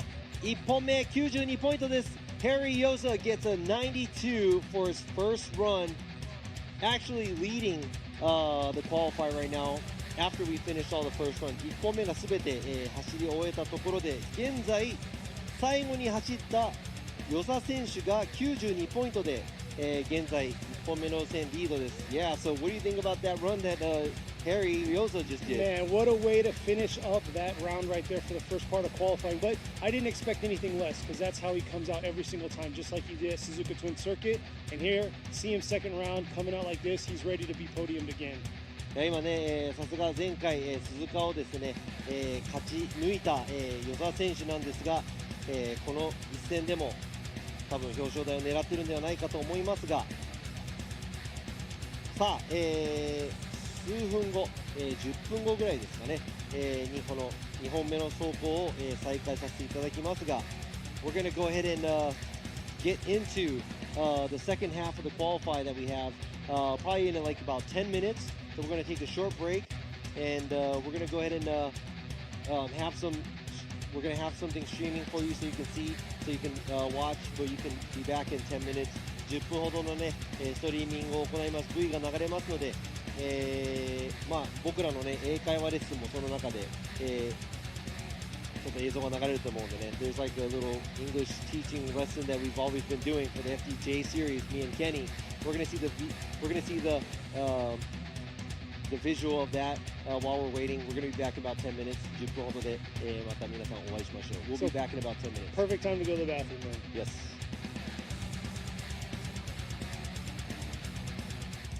突然ですが、ケニー・ハリスのワンポイントドリフト英会話講座です。我らがケニー・ハリス君に、ちょっと、ワンポイント英会話レッスンというか。Is the first zone. It's called Outer Zone 1. Outer Zone 1。アウターゾーン1です。さあ、こちらですね、英語で書くとこんな感じなんですが。Say one more time. Outer Zone 1. アウターゾーン1。Outer Zone 1。Here comes a car entering into Outer Zone 1. そして、Initiation. ということで、アウターゾーン1にじゃあ入る前のこのイニシエーションですね。Go ahead and say that in a sentence. In the sentence, coming up into the 3-2-1 cone. Here they are coming in, initiating into Outer Zone 1. で、イニシエイリング、イニシエーションのことなんですが、イニシエーションというのはその振り出し、という意味を、ドリフト用語では表しているので、アウターゾーン1、そしてそのイニシエーション、振り出しからアウターゾーン1に行く、動作をじゃあもう一回ケニーに言ってもらいたいと思います。Alright, one more time from initiation to outer zone 1. Alright, here they are coming into 3-2-1 cone, initiating into Outer Zone 1. という感じで、321のコーン来ました。イニシエーションをしながらアウターゾーン1に向かっていますという、感じでドリフト FD 見ながら英語の勉強になると思いますので、楽しんでみてください。Thank you, Kenny. ありがとう。ケニーとラビーの英会話レッスンということですね。ここスゴーラウンドにやってきましたが、この人一体誰と思っている方もいらっしゃると思いますが、彼は、フォーミュラドリフト USA のジャッジ3人のうちの1人、クリス・ユールさん、アメリカから今回のラウンド来ました。彼ね、すごくシャイなんですよ。ということで、 So last time, round 2, we learned the word outer zone. This time we're learning proximity. proximity、英語のライブストリームのよく使いますが、proximity という言葉、実はその近さとか接近しているその感覚とかっていうのを大まかに意味しているということで、proximity、ドリフトならではの言葉なのかなと僕は思います。 Fine tune his tandem right here and close that proximity. Looks like he's given a little bit too much, but and by keeping that close proximity to Salmon all the way through, Horiyuchi's going to close that proximity on him right here, dialing in the self. ライブストリームで聞いてる時にちょっとあれかなっていうだんだん分かっていくと面白いかなと思いますので、この先もこのコーナーが続く限り、いろんな言葉を皆さんにお教えしたいと思います。ということで、ケニーとラビー、そして今回はクリスの英会話ワンポイントレッスンでした。 Thank you。すっかりおなじみとなったこのコーナー、ケニーちゃん、ラビーちゃん、Here we go! Welcome everyone to Kenny and Robbie's Trackside English Session. ようこそ皆さん、ケニーとラビーの、サーキットコース、英語レッスン。ちょっとシリーズ化してきたんでちょっと楽しいんですが、I think it's becoming a series. Yes. We're just trying to help y'all out there that are viewing on the English channel understand a little bit of what we're talking about on our side. 今日はですね、また用語、言葉をちょっと教えようかなと思っているので、こちら。まず、これ Lead。リードですね。そして、Chase。さあ、Lead and Chase。こちらはですね、リードカーはもちろん誰かをリードするとかよく日本語で使われますが、リードというのは先行の車両、そしてチェイスは追いかけるっていう意味なんですが、チェイスが後追いの車両ですね。 Here we are. We have car A leading while we have car B will be in the chase position. ということで今ポジションというのを最後に入れましたが、リードポジション、そしてチェイスポジションが、ドライバー A、ドライバー B、こういう風に走りますみたいな感じで今を説明しました。あと2つのワードをご紹介。 I'm excited. I'll see a beautiful one. It's just so beautiful. Just no words to say how good it is. Am I spelling this right? Yes, you are. And give me then the another other one is amazing. That's where the excitement comes out, where it's like, man, that was an amazing run. さあ今最初に言った言葉、こちら Beautiful Run 綺麗な、素敵な走り、といった、言い方です。そしてもう一つ2つ目に言ったのが Amazing Run 素晴らしいという、言葉なのでね、綺麗な走り、そして、Amazing な走りというのも、ちょっと聞き分けながら、英語の放送をちょっと楽しんでもらいたいなと思います。Oh man, the lead driver is out there. He's had a beautiful day of driving, but let's see how he's going to do. But the chase guy has to give an amazing chase to make it exciting for you viewers out there. ということで先行の車は、素敵な走りをしていますが、その後追いの車はもうアメイジングな、後追いをしないとダメですね、という、説明を今したので、皆さん、そういう部分も少し、気にかけながら、英語の放送を楽しんでもらえればなと思います。さあそれでは Kenny and Robbie's Trackside English Lesson、また次回ご会いしましょう。 Thank you、Kenny。 ありがとう。それではフォーミュラードリフトの審査方式について説明しよう。フォーミュラードリフトは3人の審査員によって審査が行われる。各審査員は走行ラインをチェックするラインジャッジ、ドリフトアングルをチェックするアングルジャッジ、そして走りを統括的にチェックするスタイルジャッジが担当する。ラインジャッジ、アングルジャッジの審査のため、コースには4から5箇所の審査ポイントが設定されている。設定されているのは主にコーナークリップ付近、ポイントとゾーン、コースによってはタッチ&ゴーがあり、この4から5箇所の審査ポイントでマシンの挙動がチェックされる。ラインとアングルジャッジは審査のポイント1箇所につき最高5点または10点。審査ポイントは全部で4から5箇所、最高30点がドライバーに与えられる。もう一つがスタイルジャッジ。スタイルジャッジは主に走行中の車全体の流れをチェックする。このスタイルジャッジでは最高40点が与えられる。すべての点数を合計すると最高100点。ドライバーたちはこの100点を目指しチャレンジするのだ。さて、審査基準は次の通りである。ラインジャッジでは審査ポイントで確実にクリップについているかが重要。クリップから離れていくに従い得点は下がってしまう。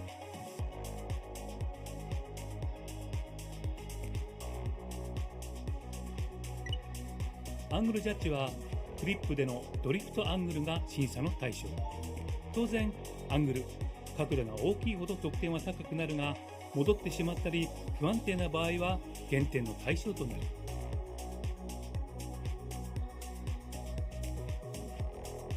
そしてスタイルジャッジ、スピード、スムーズさ、迫力、またドライビングから感じられるコミットメント、パッションもスタイルジャッジにおいて重要な要素である。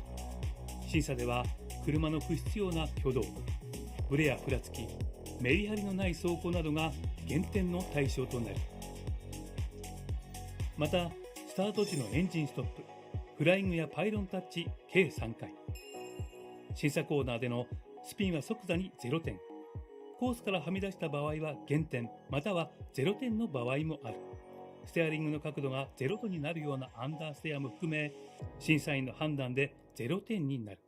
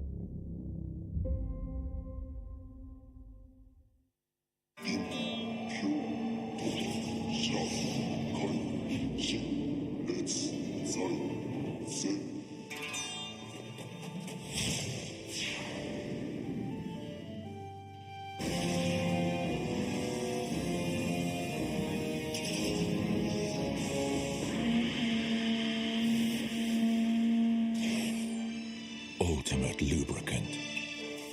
Mortis. What's up, guys? It's Frederick Ospo, and I use RSR suspension on all my drift cars. I love RSR. Iyo RSR Ichiban.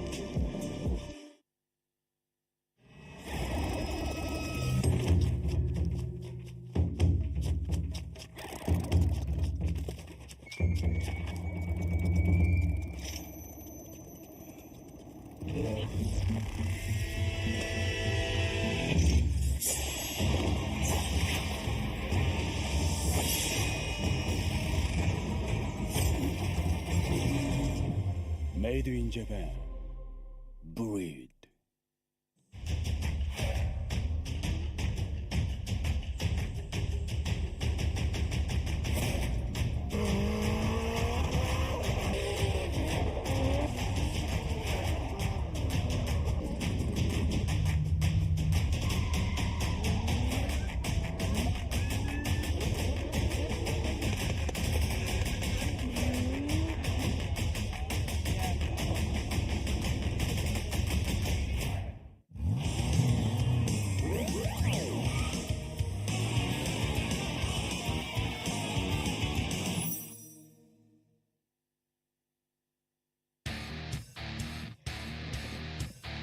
All right, and we're back here for round two, the second half of qualifying here at the 2023 Yokohama Presents Formula Drift Japan FDJ2 here at Ebisu Circuit West Course in the Fukushima Prefecture.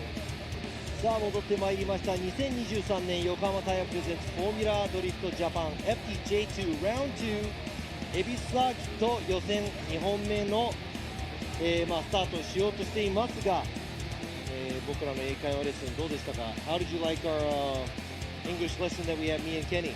Pretty good, huh? Not too bad, yeah. 楽しんでいただきましたか But for you, those of you viewing on live, you can see right now that's the standings.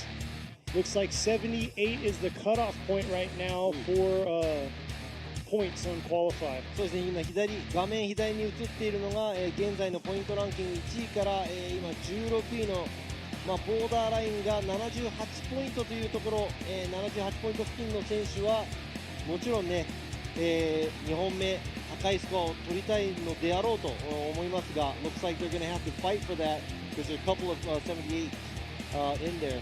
But you know what? Shout out to the FDUSA fam and also Joyce, our guardian angel, Exactly, on the live protecting stream. us on Thank the you. live Yeah. stream. So yeah, thank you for staying up, being with us and making it happen on the US side live stream.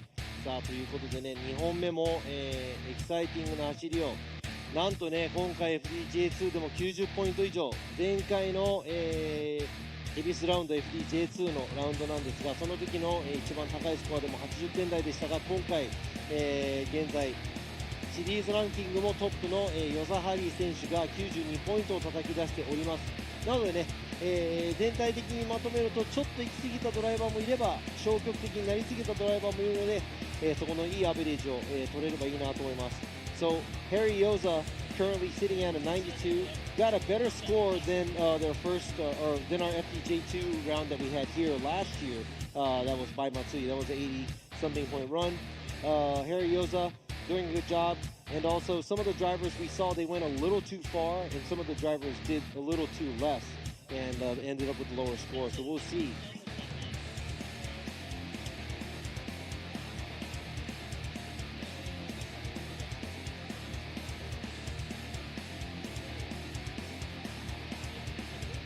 So it looks like they're having issues with Ken's car again, the Altezza. Yeah, that's it. I think they're throwing in the towel. Unfortunately, all the way from Hong Kong, Ken Young, second run. They are not going to run. 残念ながら、香港から出場のケン・ヨン選手、HKGSA、リタイアということです。That's gonna be a no run for Ken Young。残念です。マシントラブル、昨日から煙が出るという、タービンなどいろいろちょっと変えてみたのですが、原因不明の感じで今、リタイアとなってしまいました。So that's gonna be a double zero for Ken Young They've been suffering issues on the car. They said they were smoking, changed the turbo, did all kinds of things. And the car is severely damaged in some way. It smokes a lot. I'm not sure what the call was, but they are not driving. And the second run. 2本目は、残念ながら走行しないということで、リタイアということになってしまいますね。Yeah, it's very unfortunate right there. でせっかく、香港の方から車を、運んできました。自力でバックはできるようです。Looks like they can back up on under its own power. All the way from Hong Kong. They shipped the car over as well. And I think that's why you missed the first round because the car wasn't here yet. FDJ2 もね、前線出場予定だったんですが、車の運送でちょっと前回は間に合わなく、今回やっと間に合ったんですが、トラブルで走行できない状況ですね。香港でもやっぱりカーコミュニティがあるのでね、向こうでもドリフトも流行っている、スポーツの一つ、ということで代表としてケン選手来ましたが、ちょっと車を押されながら退場ということです。残念。I mean, motorsports is pretty, big in Hong Kong as well. Drifting is pretty big in Hong Kong too, so it's unfortunate he couldn't run this time. Let's go ahead and go to the drone footage of the track. ドローンの、ね、映像をちょっと皆さん見ていきたいと思いますが、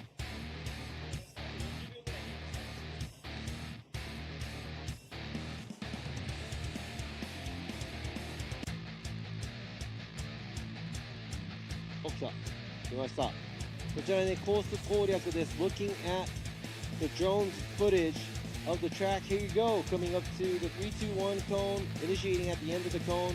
3-2-1のコーン、1のコーンまでに振り出し、アウトゾーン1を左側、ドリフトしながら、できる限りアウトのラインに近い状態で走り、このアウトゾーンにもですね、ちょっと R がきつくなる部分、こちらもアウトゾーンにギリギリ左側寄せていただき、タッチ&ゴー右側、この箱の中どこでもいいから深いところまで行った結果、アウトゾーン3も寄せてフィニッシュラインドリフト、しながら終了。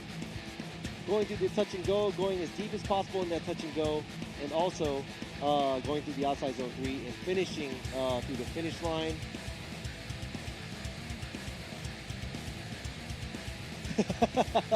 No, Robbie was tapping me like I was sleeping. No, I was viewing in on the comments here by y'all. さあ、予選2本目のトップバッターになりますね。K119 谷川博勝選手、Team Growing Up 1本目です。先ほど80ポイント、獲得なのでね。Tanigawa got an 80 on his first qualified run. He set us off straight, made it happen. Let's see if we can increase this 80-point first qualified run. It looks like coming in hot this time around through the 3-2-1. Nice job right there. Very committed to that outer zone 1. Dipping 2 tires, bringing it back around real shallow through the outer zone 2 here. But yeah, nothing to lose and throwing it all out there on the line into this outer zone 4 with a strong finish there.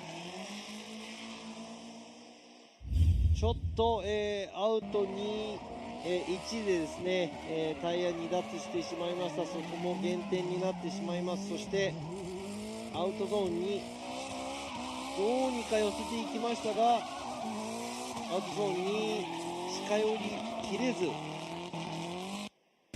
アウトゾーン3とですね、タッチ&ゴーのエリアは、非常に良かったんですが、最初の、コースの前半ですね、アウトに寄り切れない状態です。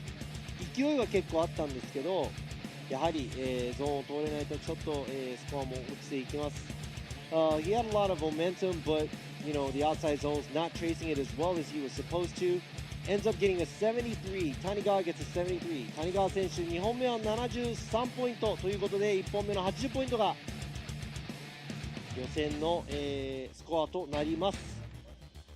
さあ、続いてのドライバー、ゼッケン67番、大友隆一選手、小松レーシング、1本目は78ポイント。Otomo getting a 78 on his first qualified run. Komatsu Racing car here. This car can definitely perform. Here he is coming around. Nice job filling that outer zone 1, bringing it back around into this outer zone 2 here. Nice smoke trail, swinging it back into this outer zone 3. Little e-brake pull there, not able to, and losing it right there at the finish, but unable to get to that outer zone 4, and yeah, just losing it right into the finish. Sorry, yeah. Touch and go outer zone 3。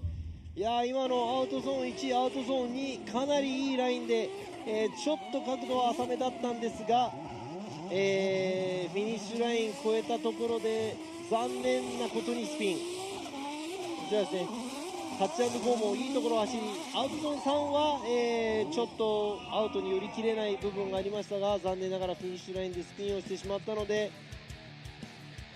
ノーポイント。That's an incomplete for Otomo's second run。 1本目の78ポイントが予選のスコアとなってしまいます。78ポイント、今ボーダーラインだから、後の走行を走る、選手たち見守りながら祈るばかりだと思います。He's going to have to pray for the score to not change so much。 さあ、続いてのドライバーゼッケン117、現在62ポイントの稲岡祐希選手、Junction and Deer Motorsports。 Inaoka sitting on a 62. Not safe right now, has to increase his score, bringing it around to this outer zone 2. ちょっと出過ぎかな。 Looks like dipping a tire possibly through that zone, bringing it back to this touch and go into this outer zone 3 here.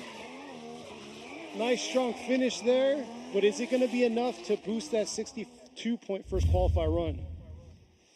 ちょっと、脱輪などアウトゾーン1でもですね、ちょっと早く出過ぎてアウトゾーンに最初から入っているんですが、体勢を崩しアウトゾーン、2でもタイヤが出てしまい、タッチ&ゴー一番深いところではなく、ちょっとアウトまで寄り切れない、部分、そしてアウトゾーン3でも少しアウト寄り切れない部分ありました。ちょっとアウトゾーンでも2脱ぐらいはしているんではないかと思いますが、全体的に先ほどよりはね、ラインがスコアを上げているんですが、これでスコアは上がるのか。 It's gonna be a better score or what? ちょっと届かない稲岡選手、66ポイント。 That's a 66 for Inaoka's second run. That might not be good enough for the qualify. Yeah, you need to get at least a 78 or above is what the breaking point looked like. So unfortunately, 現在78点以上なので、残念ながら予選敗退となってしまいます。続いてのドライバーゼッケン417、椎名美月選手、堀内ファクトリー、現在ノーポイント。 Sheena sitting on it incomplete right now. He is coming around into this outer zone 1, able to get all the way out to that outer zone 1, bringing it back around through the outer zone 2. Just holding on right there, switching back around through the touch and go into outer zone 3 here. ちょっと回転が落ち込んでいく部分ありますが、なんとか今回はドリフト状態で全体的に走り抜けました。 Looks like RPM's dropping, but he was able to keep the car sideways somewhat, leaving the outside zone 1 a little early and getting into outside zone 2 a little late, but fills the zone okay. Change in angle, gets very shallow, gets to the outside of touch and go. Touch and go も奥まで行けています。さあ、ライン的にはね、なかなか、だと思いますが、あとは全体的に何ポイント、アングルとスタイルがついてくるか。こちらアウトゾーン3もちょっと、早くゾーンを出てしまいました。さあ、椎名選手77ポイントだと77、ちょっと及ばず。椎名選手、残念ながらここで予選敗退となってしまいました。残念。Unfortunately, he is not going to qualify. He's a point away from the borderline. さあ、続いてのドライバーゼッケン350、鈴木和正選手、APG Japan Carzoo Racing。さあ、こちらも1本目ノーポイント。Also sitting on an incomplete. Yeah, we're going to see how Suzuki's going to do here. If he's going to play it safe to get points on the board, is he going to throw it all out there? Filling all of outer zone 1 right there, bringing it back around through the outer zone 2. Not bad at all. Transitioning around through the touch and go. And got a run in, but we'll see if it's enough to be competitive and above a 78-point qualifier run. ちょっと全体的にも元気がない、角度もそんなについていない。しかしラインはなんとかトレースするような走り。アウトゾーン1ではまあまあ寄り切ってる。アウトゾーンにちょっとゾーン及ばず、ちょっと入ってはいるんですが、全体的にはそこまでアウトに寄れていない感じですね。さあこちらドローンの映像、そうですね、アウトゾーンにあまり、入りきれておりません。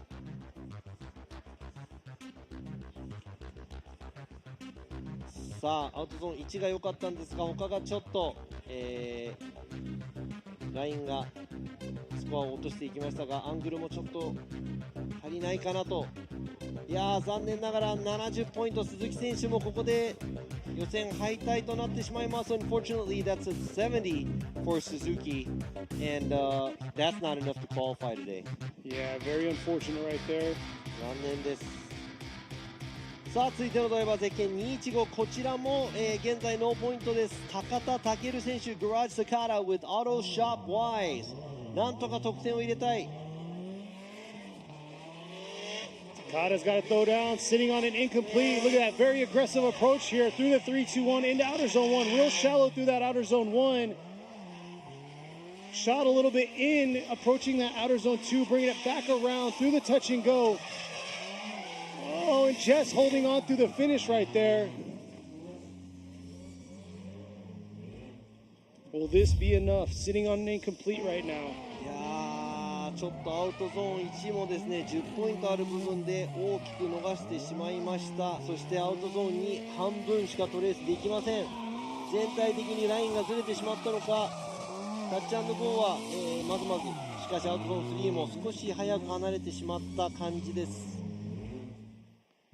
Looks like he could not trace the line as well as he was supposed to. 残念ながらこちらも高田選手得点が52ポイント。That's a 52 by Takata, and that's another driver that will not be qualifying. こちらもね残念ながら予選敗退となってしまいます。さあ次のドライバーです。こちらも、現在ノーポイント、ゼッケン66番岡田龍馬選手、ケイズレーシング。Okada also sitting on an incomplete. So far, all the incompletes have been able to throw a score down, but it just hasn't been enough to beat that 78-point breaking point we have right now for qualifying.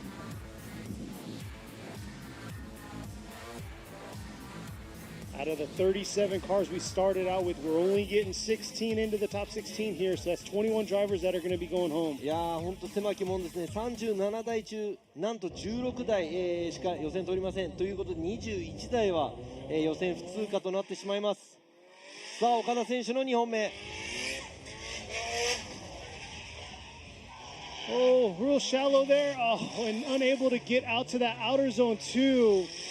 Starting off wrong in the wrong line from outer zone 1, and yeah, taking a pylon out through the touch and go. Not the cleanest run we've seen from Okada. いやーこれは、岡田選手1本目2本目ともにノーポイント。残念ながら予選敗退となってしまいました。 Unfortunately, that's 2 incompletes by Ryuma Okada, and he is not going to be qualifying for today's top 16.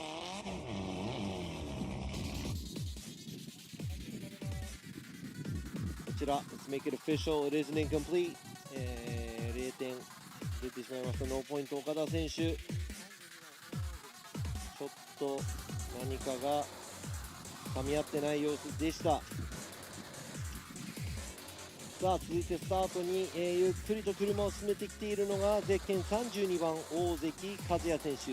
Twins Inc. with 村田 Motors with Tops Racing。 さあこちら大関選手、先ほどは82ポイント。Ozeki sitting on an 82 for his first qualifier run. Expecting for him to throw down here. Nothing to lose. Pretty safe with an 82. And here he is coming into the 3-2-1. Nice job filling outer zone 1.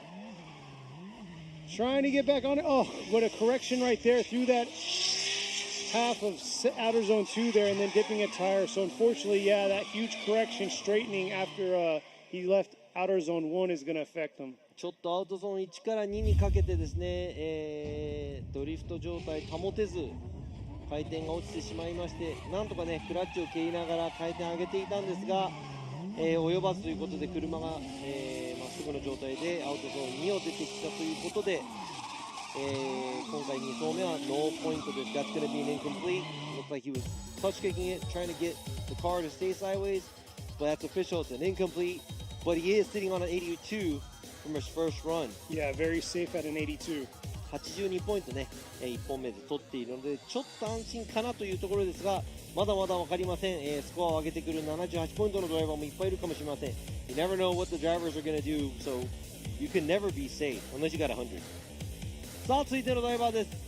こちらのドライバーも1本目ノーポイント。ゼッケン767ラーマン・ラッセル選手、RS 渡辺、ガリトリ・カイ、Bye Now Japan. Lascelles coming around into this outer zone 1. Looking like he's coming in real hot, holding it down right there through that outer zone 1.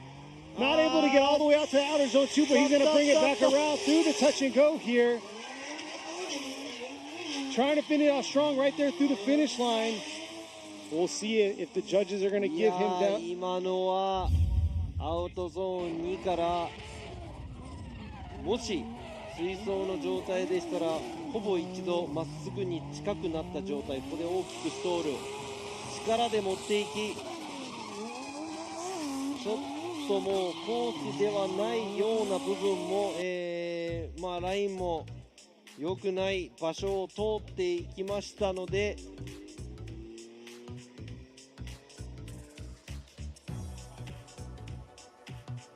ちょっとこれは、先行としては後追いができない走りということで That's going to be an unchaseable lead pretty much.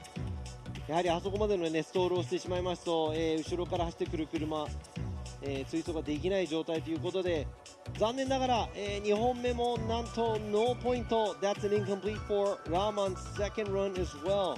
It's unfortunate, but that's the end of his weekend. さあ今週末これで、ラーマン選手ここで敗退となってしまいました。残念。さあ続いてのドライバー、ゼッケン72番西崎智春選手、種松 Thunderbird. Nishizaki sitting on an incomplete right now. His initiation early on, he spun out. Here he is, able to carry it through outer zone 1 right there. Had to make a little bit of an adjustment on the approach to outer zone 1, but able to get through outer zone 2, swinging it through the touch and go here. Ooh, and just hanging on into that finish.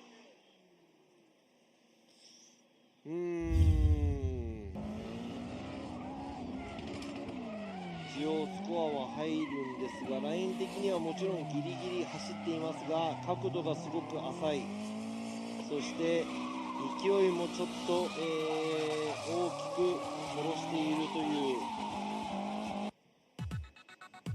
感じですね。Not a lot of excitement, very slow paced, not filling the zones. We will have a score in, but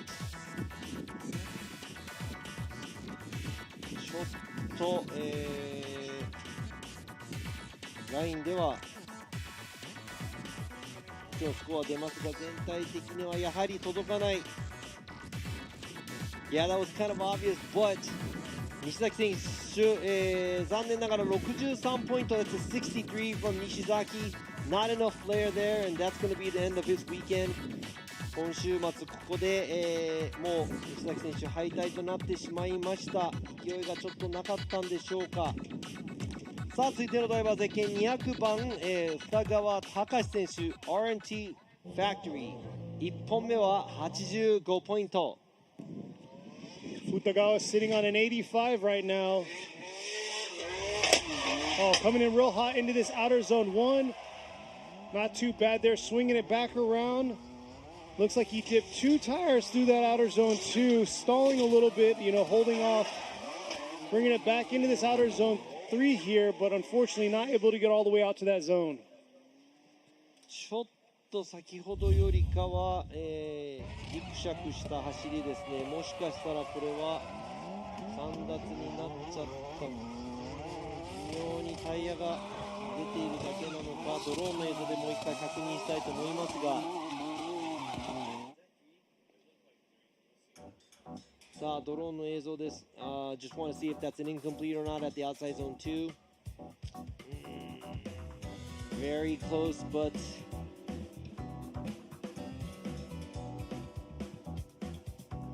ちょっとラインのスコアはここで大きく落ちてしまうと思います。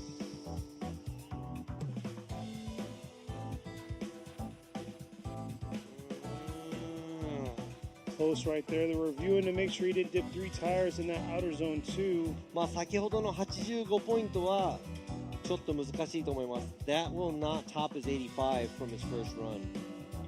For sure. Because there's way too many mistakes. ちょっとね、大きく失敗、している部分はありますが、2本目70ポイントということで、1本目の85ポイントが予選ポイントとなります。That's a 70 for Futagawa's second run. His 85-point run will be the qualifying score. さあ続いてのドライバー、こちらも、1本目ノーポイントゼッケン235後藤光信選手、ティーン鉄人 with Lavka.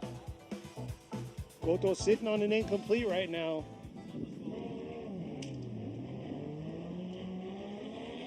Coming through the chicane now.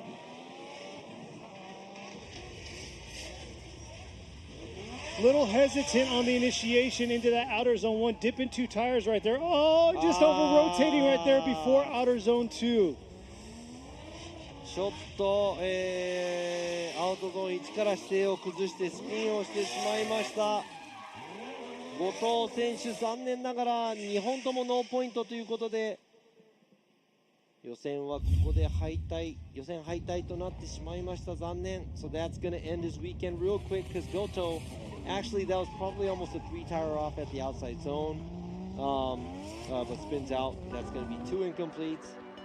Not going to be qualifying for today's qualify. いや残念です。ちょっとノーポイントが続いていますが、次のドライバーも1本目はノーポイント、2本目なんとかスコアを出してほしい。ゼッケン28番、深田樹選手、Total House Team Dunlop.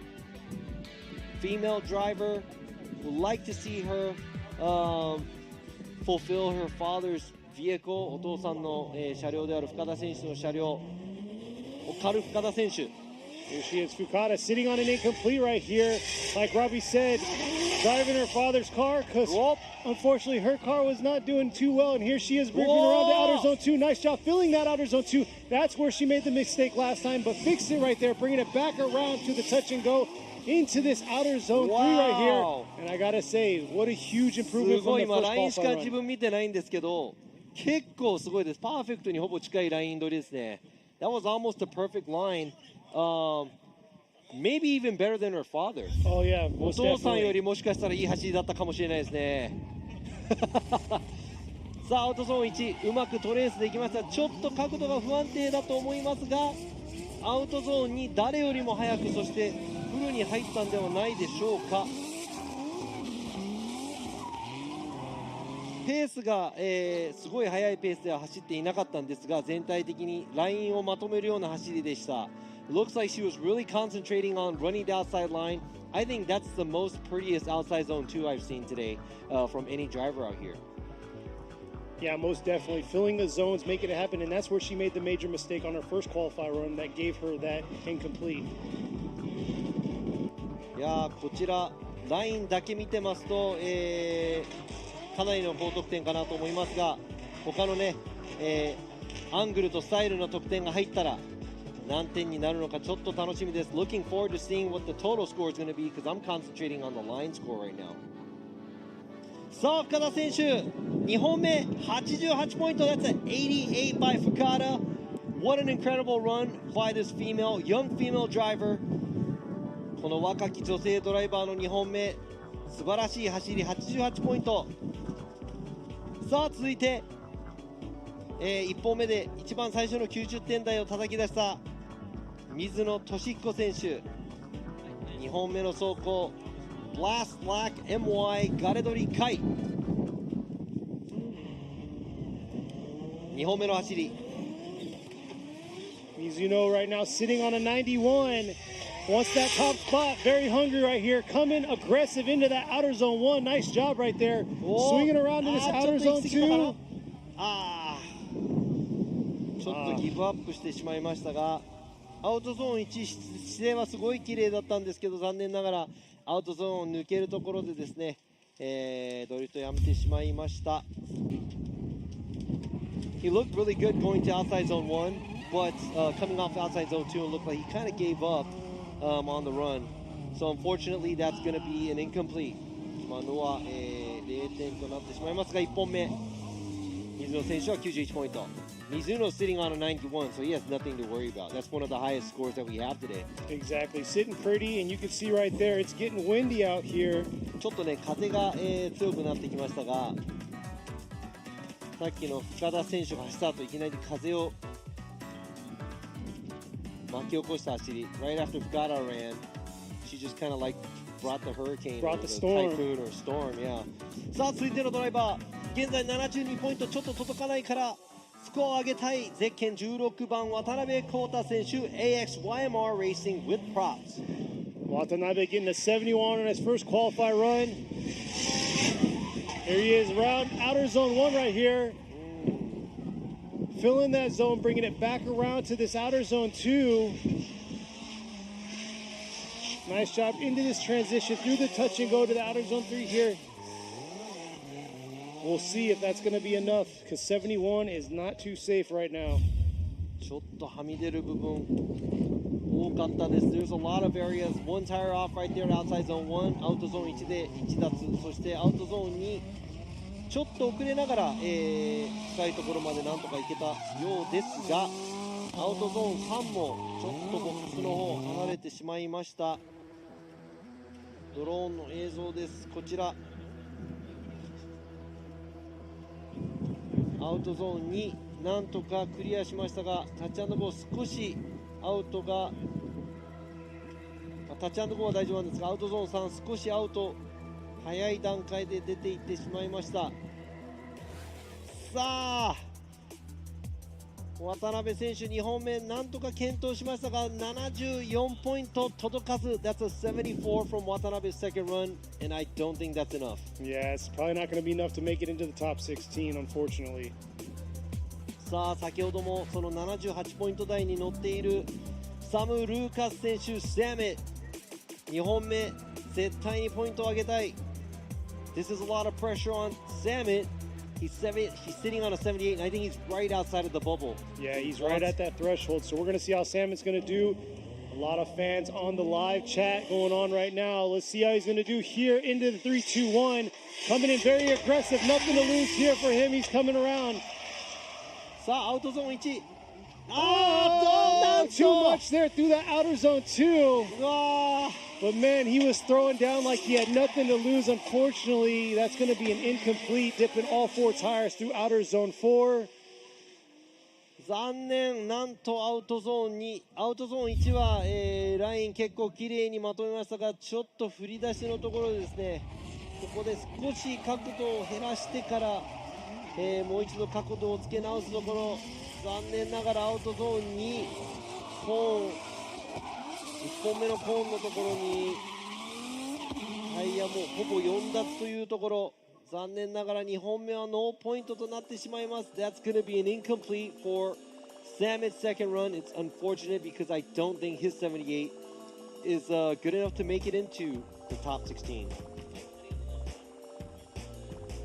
さあちょっと、こちらね、どんどんちょっと16敗退していくドライバーが出てきていますが、続いてのドライバーゼッケン82番糸山修平選手、メイクアップガラージ B2。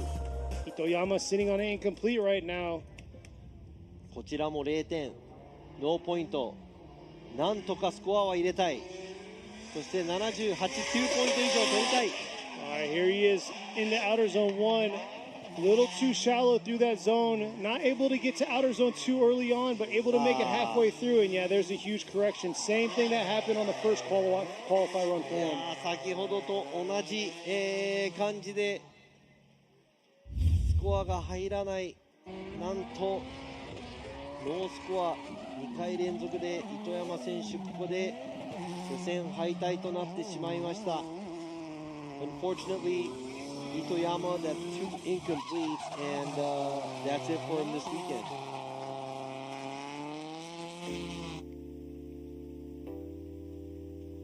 なんとちょっとね、予選敗退者がどんどん、増えていきますが、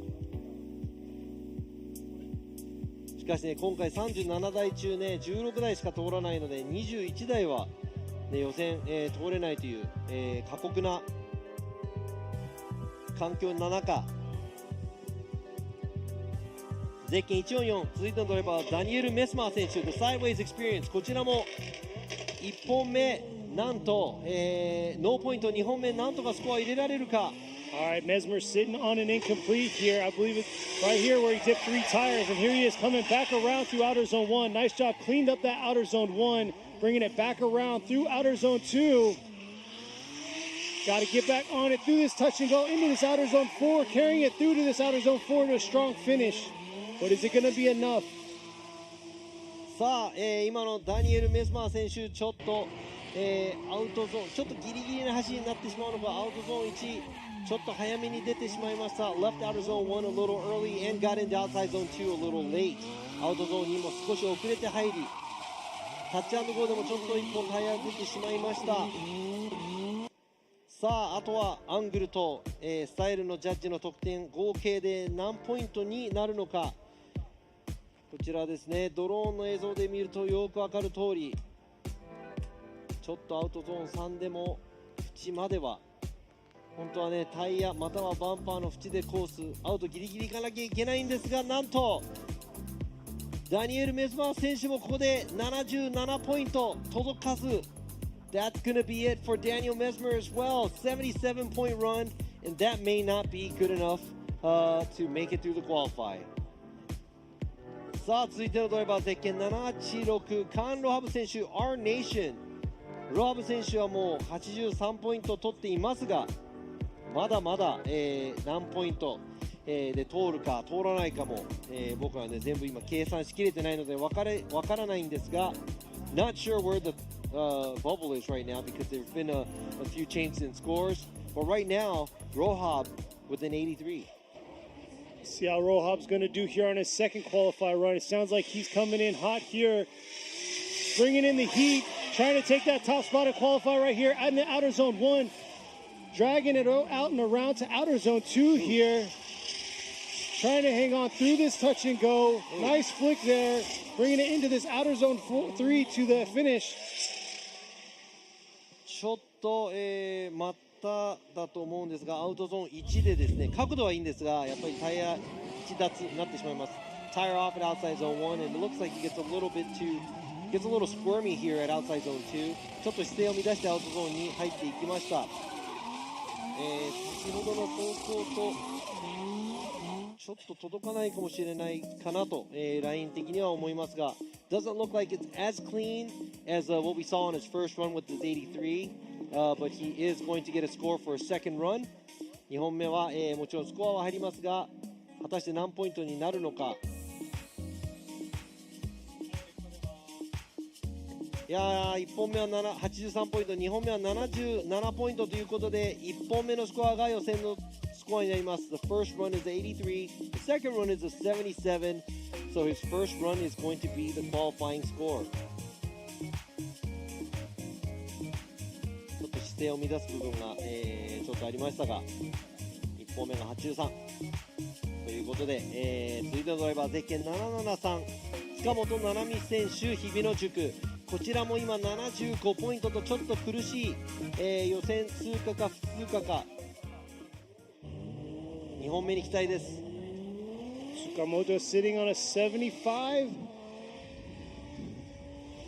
Here she is coming around into this outer zone 1 here, filling the zone a little bit deep into that zone, swinging back around through outer zone. Oh, a correction right there through the midway point of outer zone 2. ちょっと最後はスピンだ。Taking out the finish pylons right there. いやー、ちょっと、1本目の75ポイントだとちょっと届かないかもしれない。そして2本目はなんと残念ながらスピンをしてしまいました。今の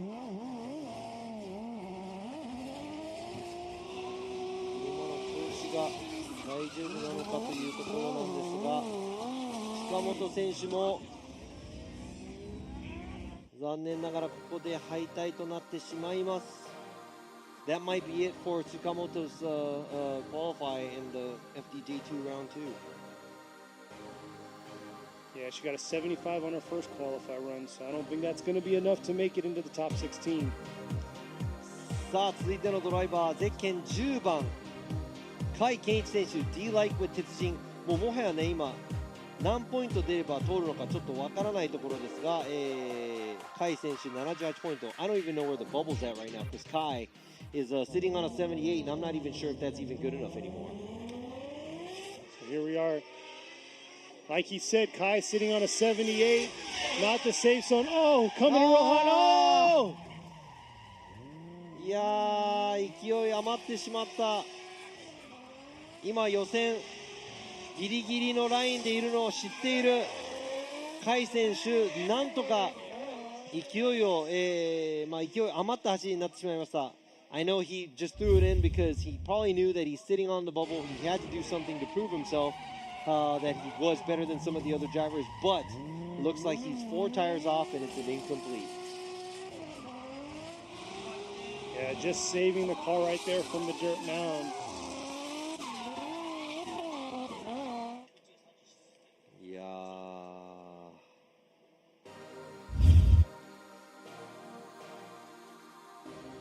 甲斐選手は、ここでまだねわからないんでね、78ポイントが何台かいました。なので最後まで分かりません。 The bubble was 78 and there was a couple of 78s. I'm not sure who's supposed to be making it into the top 16 here with the 78, so I'm not even going to say anything about any of the drivers. I think it's going to be important because you do have to be careful, but you also have to push yourself. ね、気をつけながらやっぱり得点伸ばさなきゃいけないので、ちょっとねドライバーにしては難しいと思います。Looks like the next driver's ready to go and make it happen. さあ続いてのドライバー、ゼッケン88番星敦樹選手、クスコ横浜 with mad face。 こちらも1本目残念ながらノーポイント。2本目絶対にポイントを取らないといけない。All right, Hoshi coming in right now, sitting on an incomplete. Look at that, very aggressive right now into that outer zone 1. Nice job through that zone, bringing it back around through the outer zone 2 here. Not too bad, bringing it through the touch and go to outer zone 4. Very strong finish right there. さあコースの後半は、強いフィニッシュ。アウトラインギリギリだったんですが、ちょっとアウトゾーン1半分ぐらい入ってるかなというところですね。ちょっとラインでも少し厳しい様子ですが、あとは角度、そして勢いはあったので、どのぐらいのスコアになるのか。ちょっとアウトゾーンにもね遅れて入ってしまいました。しかし1本目のノーポイント、大きく響いているんでしょうか。 Is he nervous from the incomplete he has from the first run? Is that going to be good enough? We'll see here. There you go, 82. なんと、星選手2本目82ポイント。82ポイントです。これでなんとかつながったかなというところです。Is that going to be enough? I am not sure at all at this point. Got an 82 for a second run. さあ、ただいまちょっと、コース上にある、土をですねコースの、清掃していますが、コースサイドでいろいろやっていただいている方々ありがとうございます。 Thanks to all the staff out there running out there and cleaning, and I think that's one of our FDJ drivers. あそこフォーミュラドリフトジャパンのドライバーでもあるカンタ選手が、なんと FDJ2 そして J3 のドライバーのために怒ってます。He looks like he's mad. He's not driving and he's brooming with the witch broom. で、海外ではね、この日本のほうき、魔女のほうきと呼んでいますが、魔女のほうきがカンタ選手も結構似合ってますね。He looks pretty good with that witch broom actually. 若いドライバー。It's a good looking driver. It's 日本でいうやっぱりイケメンドライバーの一人なんでね、FDJ でも活躍してほしいです。さあ、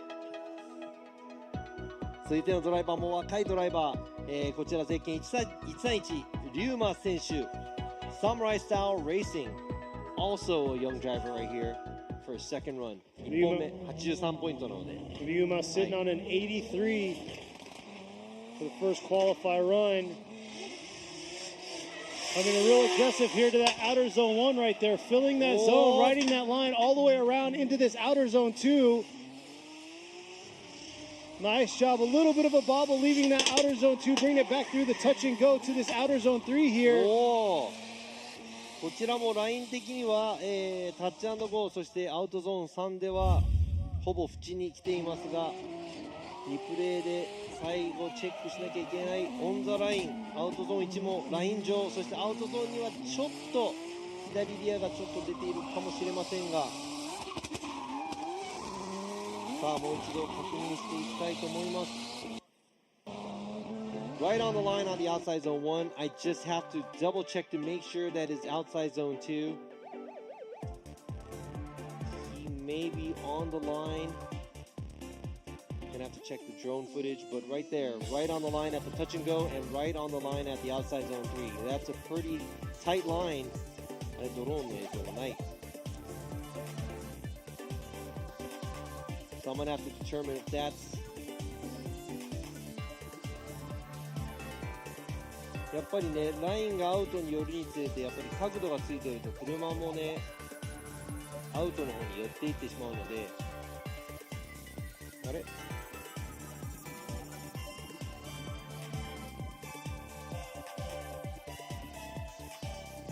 さあということで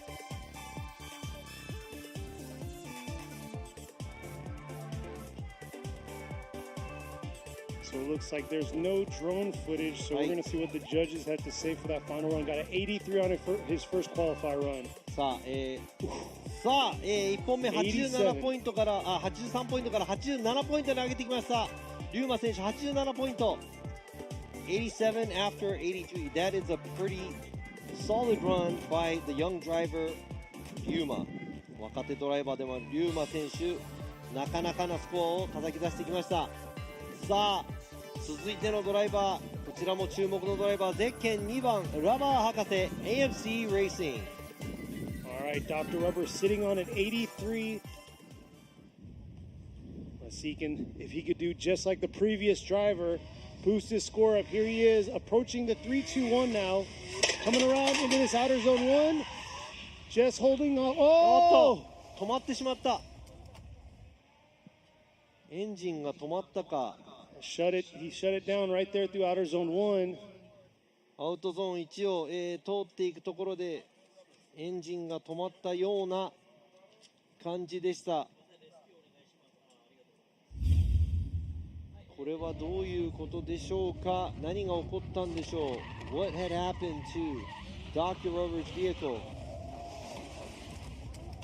Was not able to power through outside zone 1. ちょっと車体がドリフト状態保てず、今回はノーポイント。That's going to be an incomplete for Dr. Rubber's second run.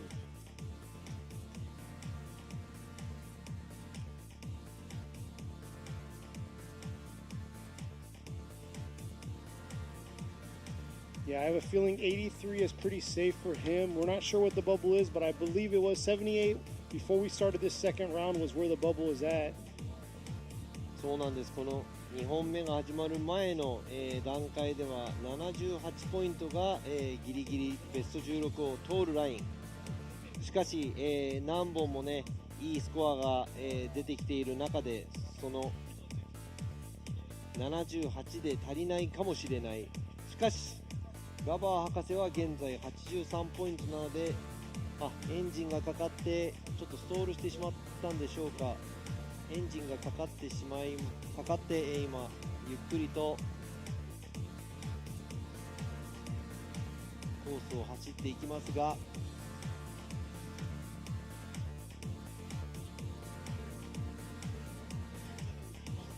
手を振っていきますラバー博士。ちょっとでもコースに土がついてしまったのが、he went to wave at his fans, but honestly, that's a lot of mud he put on the track by getting back on track. コースの清掃、皆さんありがとうございます。Thank you to everyone out there busting their butts, cleaning the track. Yes, and thank you to the fans out there tuning in with us right now, sticking with us throughout this long call. I'm looking at the live stream comments as well. もちろんね、足を運んでいただいた皆様、ありがとうございます。そしてライブストリームもね、ご覧の皆さんも本当にありがとうございます。Everybody who made it out here to come check it out live, and also if you can't make it out here, thank you for tuning in to our live stream. As you see right here, it's me judging and also commentating in both languages. Robbie Nishida to the right of me, Kenny Harris, he is commentating in English. To the left of me, Andy Yen, from all the way from the States, one of the judges, ex-judges in FD USA. And all the way on the end of the table, it is the legend driver, Yoichi Imamura, one of our FD Japan judges.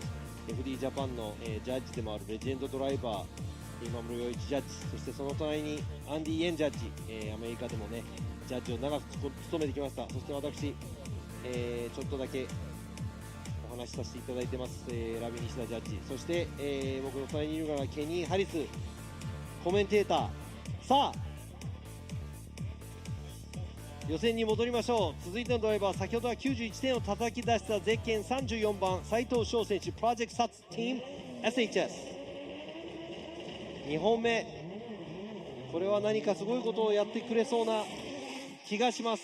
Saito sitting on a 91. Look at this, very aggressive right here. Nice job through that 3-2-1 into outer zone 1, bringing it back around through outer zone 2. Oh!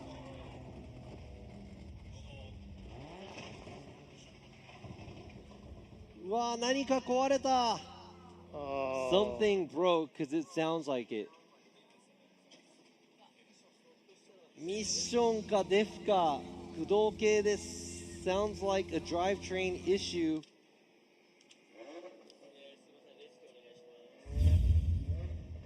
There you go. There's a flag out of his car. 旗を振っています。斉藤選手、ナイスファイト。1本目ではね、もう91点取ってるので残念ですが、2本目はちょっと転がっていく感じです。一応ちょっとずつは進んでいるみたいです。Looks like he's able to creep his way back, but that's an incomplete. 今のお分かりだと思いますが、残念ながら斉藤選手2本目はノーポイントです。It looks like he's looking safe on a 91. Hopefully his team can get it together and get this car squared away, because during practice he suffered some mechanical issues also. そう、練習でもね、ちょっと調子が悪くなってしまって車を直してきたのですが、91ポイントあればもちろん予選を通っているのでね、明日の、追走のためになんとか、車を間に合わせてほしいです。ですね。ちょっと今、斉藤選手の車両が帰ってくるところを、少し皆様お待ちください。コース上に、ちょっと一回チェックが入りますが、少しオイルが出てしまった模様なので、皆さん少々オイル処理のためお待ちください。Give us a minute. Looks like he broke something on track, and obviously there's a leakage. Luckily it's not on the line where we want everybody to be, maybe around outside zone 2, but it's going to take a minute for us to clean off the track to make sure that it's in tip-top condition for the rest of the drivers that we have. Yeah, we're down to our last 10 drivers here for qualify, the second portion of qualify.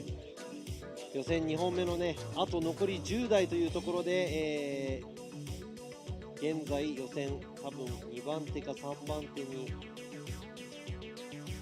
いる斉藤選手がコース上で、マシントラブルを起こしてしまいました。So there's a vehicle issue, a drivetrain issue from Sho Saito's car on track. He's probably the second or third qualifier right now in the qualifying because he has a 91 for his first run. So we'll see where he's going to sit after we see the next 10 drivers drive. 10台、残りいますので、そちらが走るまで、誰が何位というのが分かりませんが、ミッションかデフトラブル、ちょっとオイルが漏れてしまいました。今、石灰をね、巻いています、コースの、清掃員です。One of the trackside workers laying down some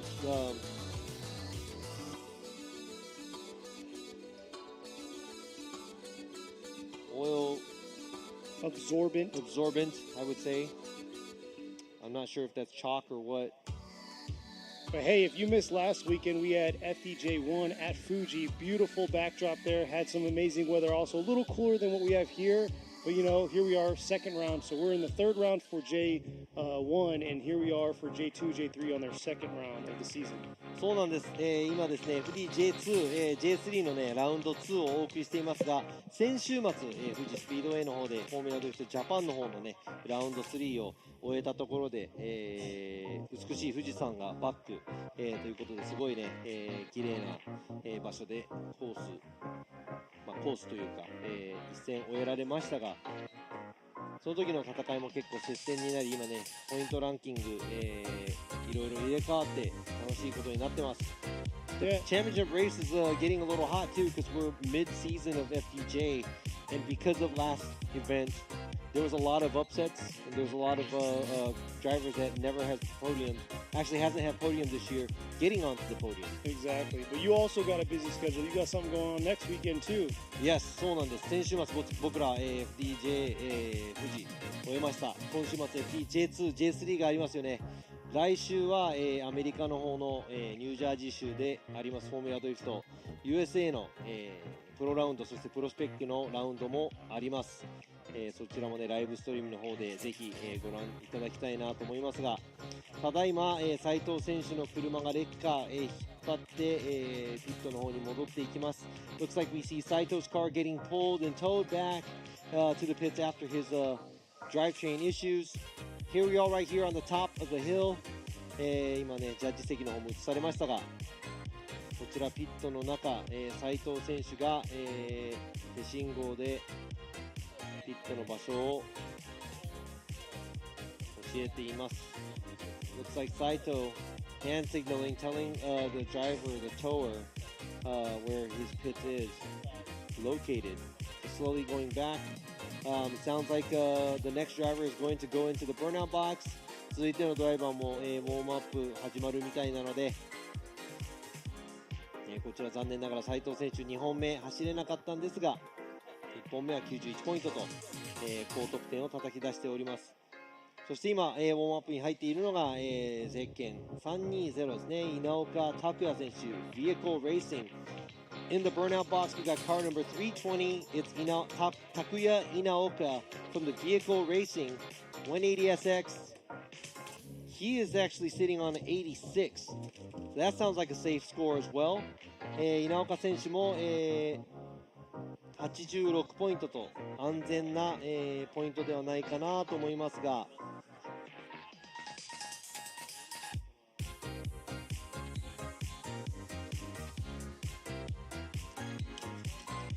Here we are. Inaoka's pulling up to the line now, sitting at an 86 first qualify run.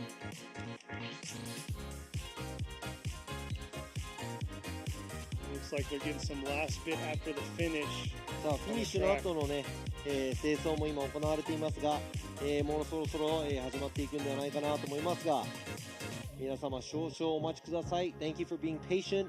We are about to get back to our second qualifying runs and our top 10 drivers of the series right now. 現在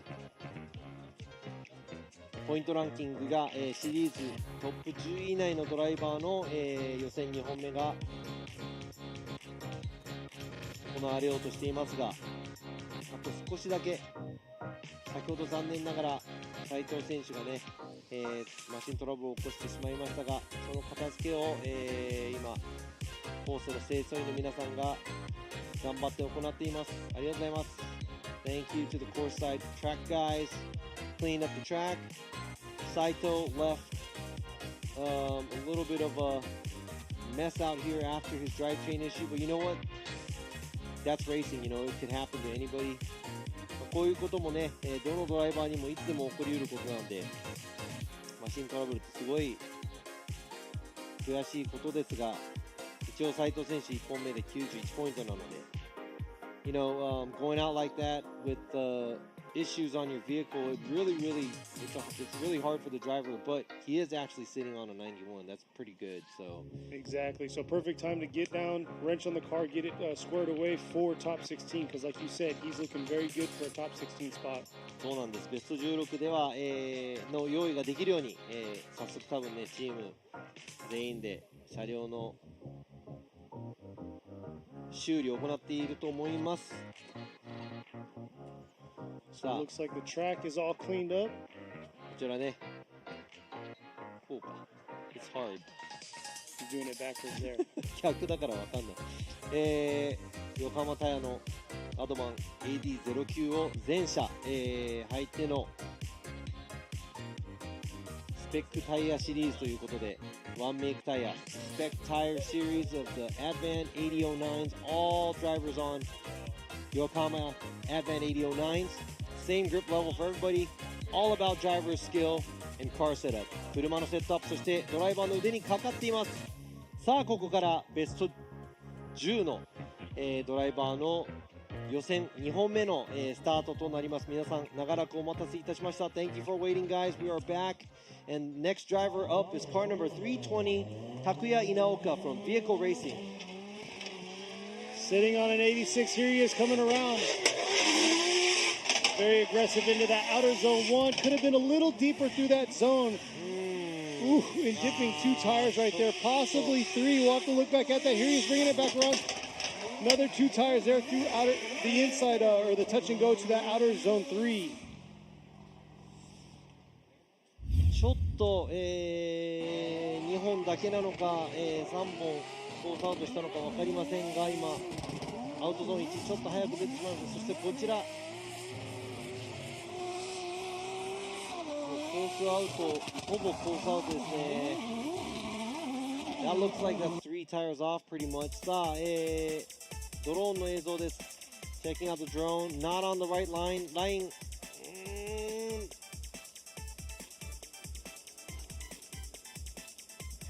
Yeah, that's very close there.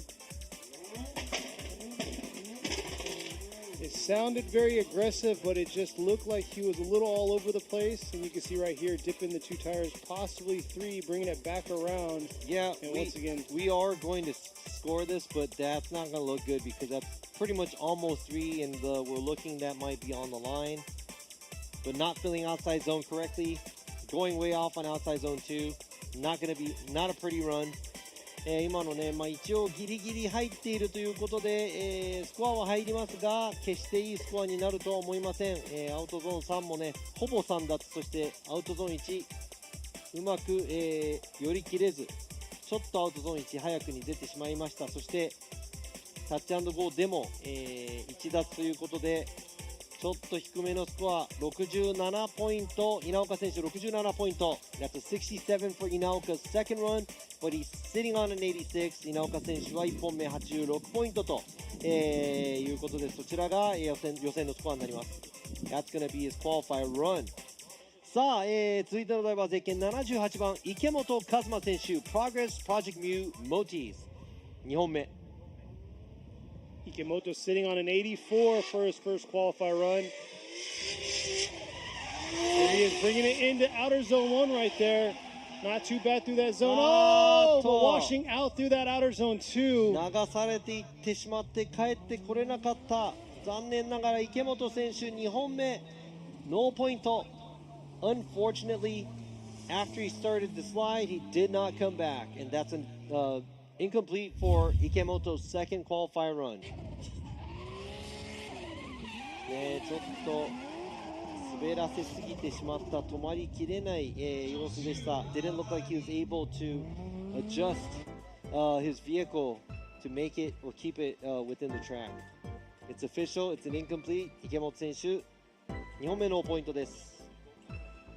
1本目は84ポイントなんで、予選は多分大丈夫なのかなと思いますが、should be okay with the 84 for his first run to qualify. さあ続いてのドライバー、もうエキサイティングのドライバー、ゼッケン115浜田清文選手、 GH Racing.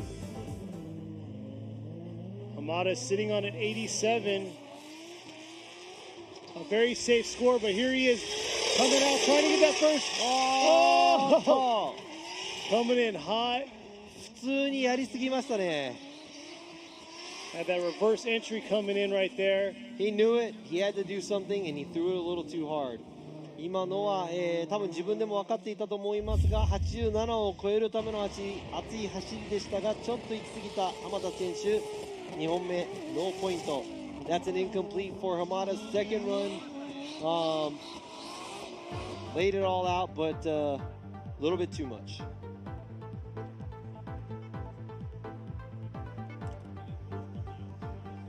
さあ浜田選手は、1本目の87ポイントが予選ポイント。Hamada's number one qualifying run was an 87, so that is his qualifying run. Now we are moving up and looking at the next driver. He is also on the bubble, I think. こちらもギリギリなのかわからない。ゼッケン514野村圭一選手、Team 九州ユーラス and Cusco. He might be on the bubble. こちらもギリか。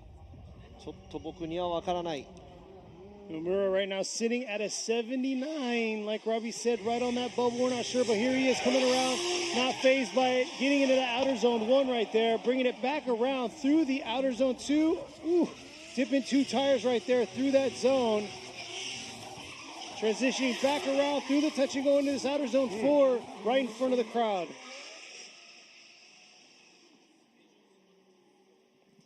さあ今の走行、なんとかラインギリギリ入ってきましたが、ちょっともう一回確認したいと思います。アウトゾーン1、ちょっと離れるのが早いですが、かなりいいところ。こちらアウトゾーン2の部分ですが、左タイヤもしくは2本アウト、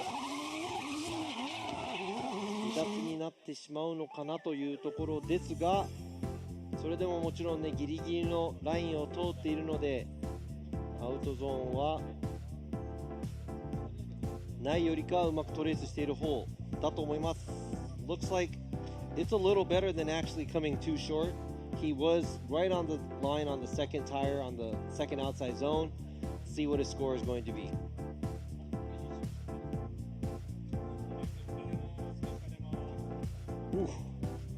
1ポイント上げてきました。That's a point more.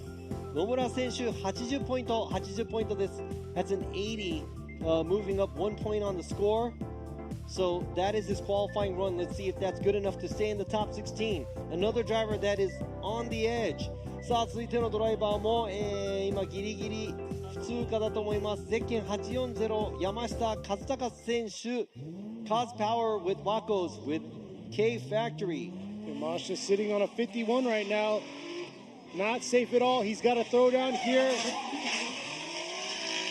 as high as he can. Looks like he's struggling just a little, leaving that outer zone 1 right there, bringing it back around through the outer zone 2. Not bad through that transition, through the touch and go into this outer zone 4.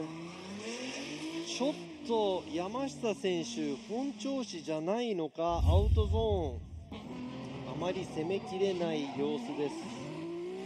1本ちょっとタイヤが出まして、アウトゾーン1も半分は入ったかなというところ、そしてアウトゾーン2に関しては半分もいかないかもしれない、ぐらい。いやちょっとこれは厳しいかもしれない。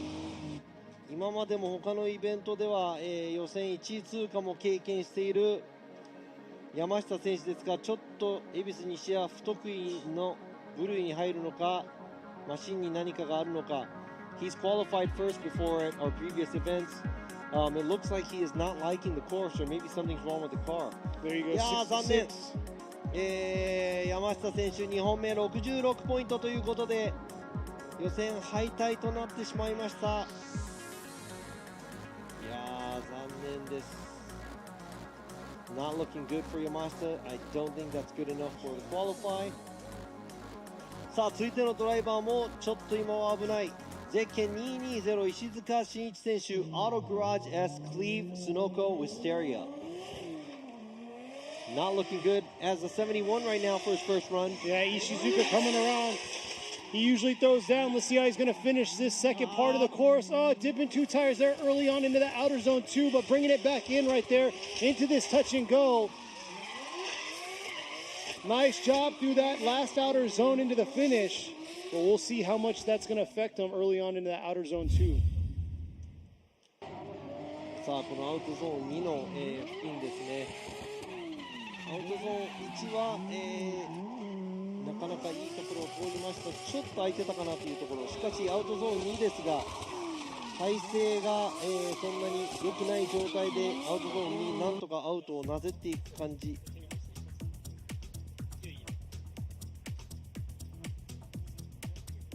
ということで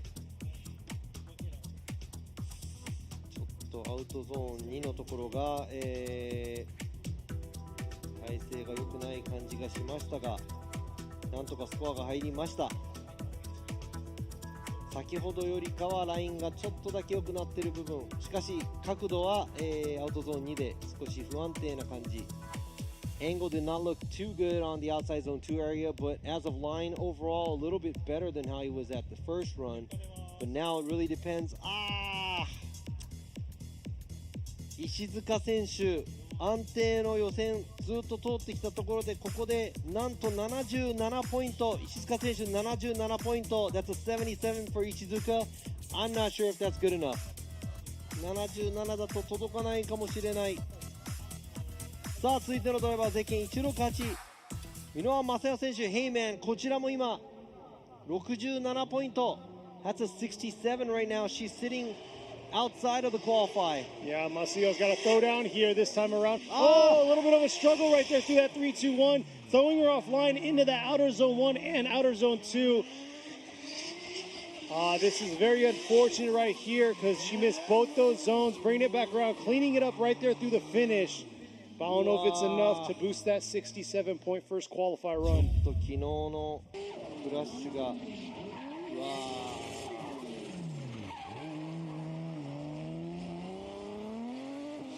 今のはもう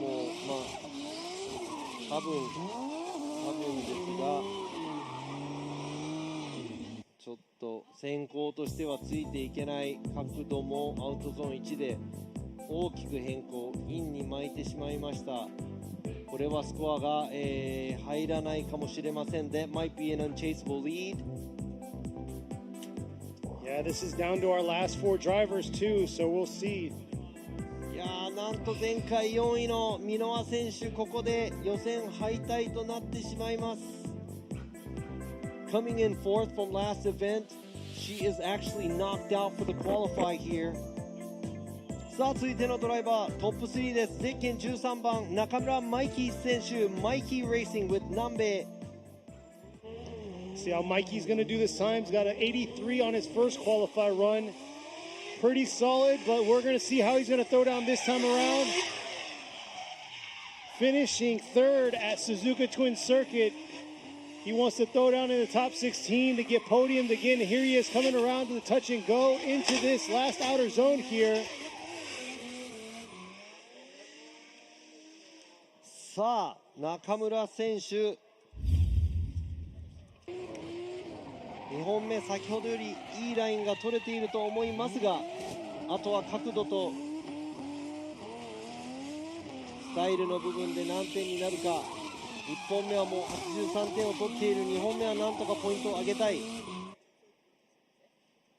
その勢いどういうふうに他のジャッジもこれを見ているのか。 How are the other judges seeing this as well? Pretty sure he does want to get a higher score to make it into the top 16. Yeah, he He's looking good, but the next driver coming up, we'll have to see how he's going to do, see if he can make it in.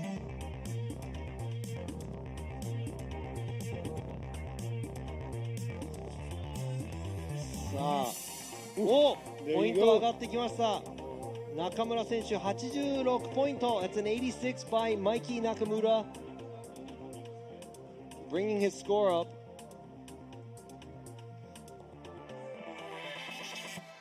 さあ、あと2人。Two more drivers left. ゼッケン888ジャマケン選手、ラウダラカンパニー with freestyle 現在70ポイント。2本目は絶対決めたい。John McKenna sitting at a 70, not safe at all. He has to throw down right here. Got second at Suzuka. Here he is, bringing it in into this outer zone 1. Just holding on right there. Reeling it back in through outer zone 2. Swinging it back around into this touch and go to this outer zone right here. Might be enough to boost his score, but is it enough to get him into the top 16? さあ、アウトゾーン1、ジャマケン選手。いいラインをトレースできました。しかしこのアウトゾーンにちょっと入るのが遅い。そしてそんなに深くないところ、タッチ&ゴーはいい。そしてアウトゾーン3、もうちょっとアウトに寄れるのかなという感じがしましたが、 Doing a good job in outside zone 1, doesn't feel outside zone 2 as we want him to, does a good job at the touch and go and doesn't feel outside zone 3.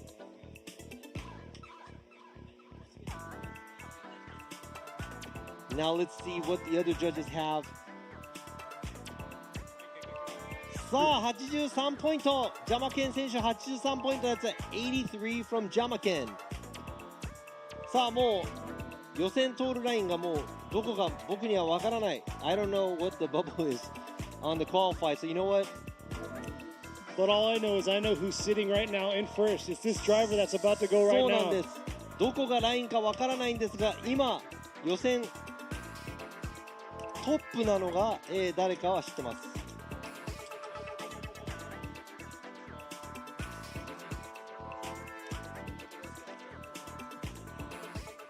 さあ、続いてのドライバー、最後のドライバー、前回優勝者ゼッケン43番ヨザハリー選手、Harry's Auto with Big Kid Blocks Japan.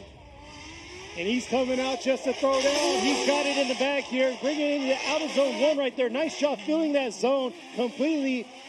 Wrapping it back around into this outer zone 2 to this touch and go right here. Nice job there. And man, textbook line right there all the way around every zone. Beautiful job by Yoza. ヨザ選手1本目と同様、ライン的にはほぼ完璧かなという走り、そして勢いあります。角度もまあまあついてる。アクセルも結構入ってる。ちょっとアウトに入るのが遅いかなというところ。しかし先ほどのスコアを超えることができるのか。 Is he going to be able to beat his own score right now, which is a 92? さあ、こちらちょっとアウトゾーンに入るところが遅いですが、ほぼその他は完璧。あとはアングルとスタイルのジャッジのスコアを足してどうなるか。 What's going to happen with the style and the angle judges all added together.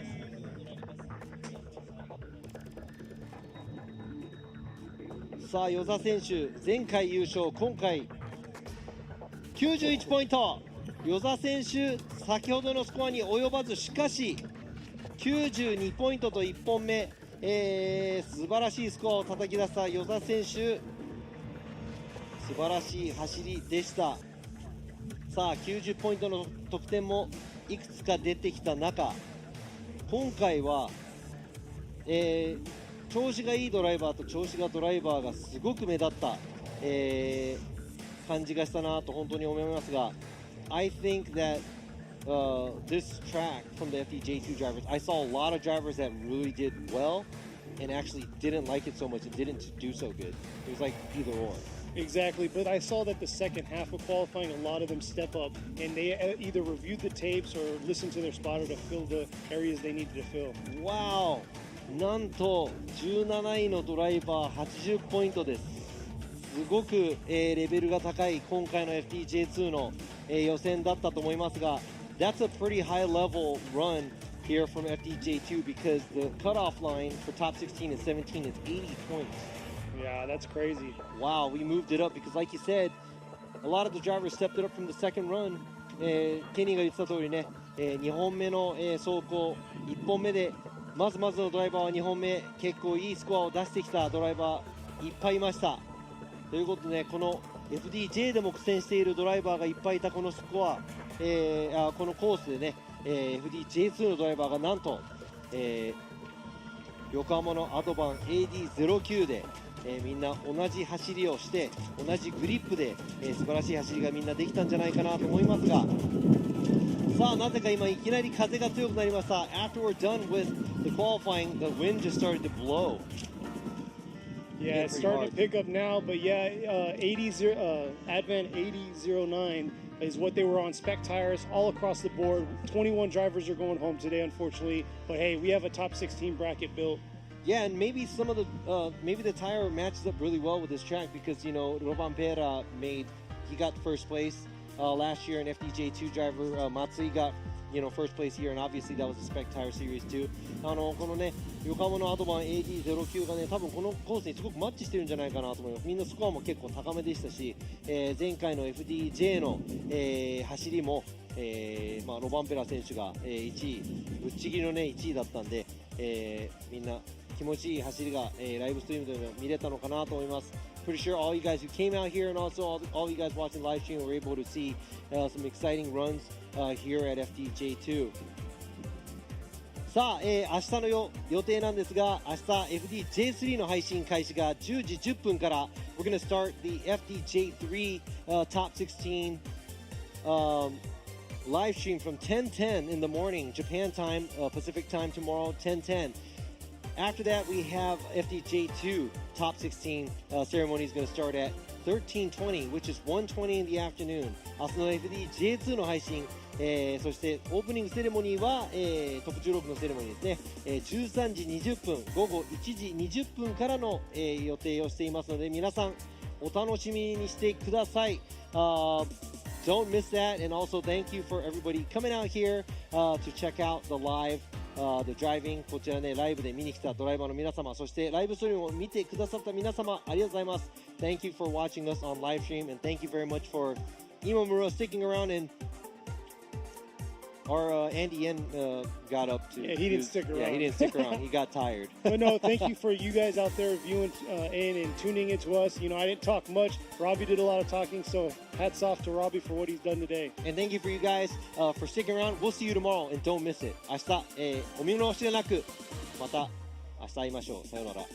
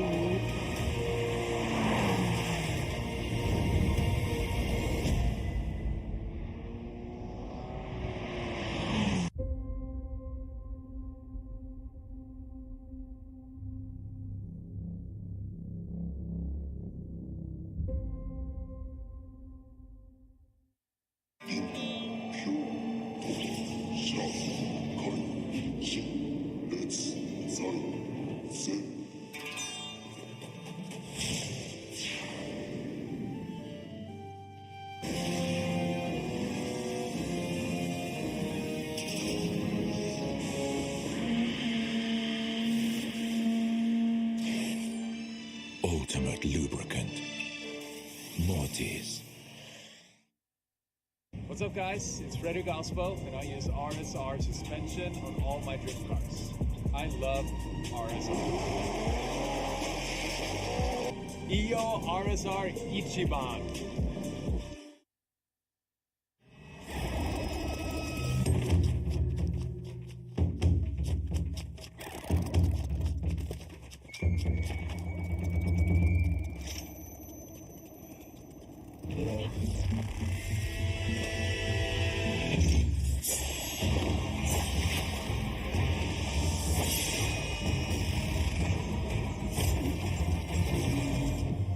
Made in Japan.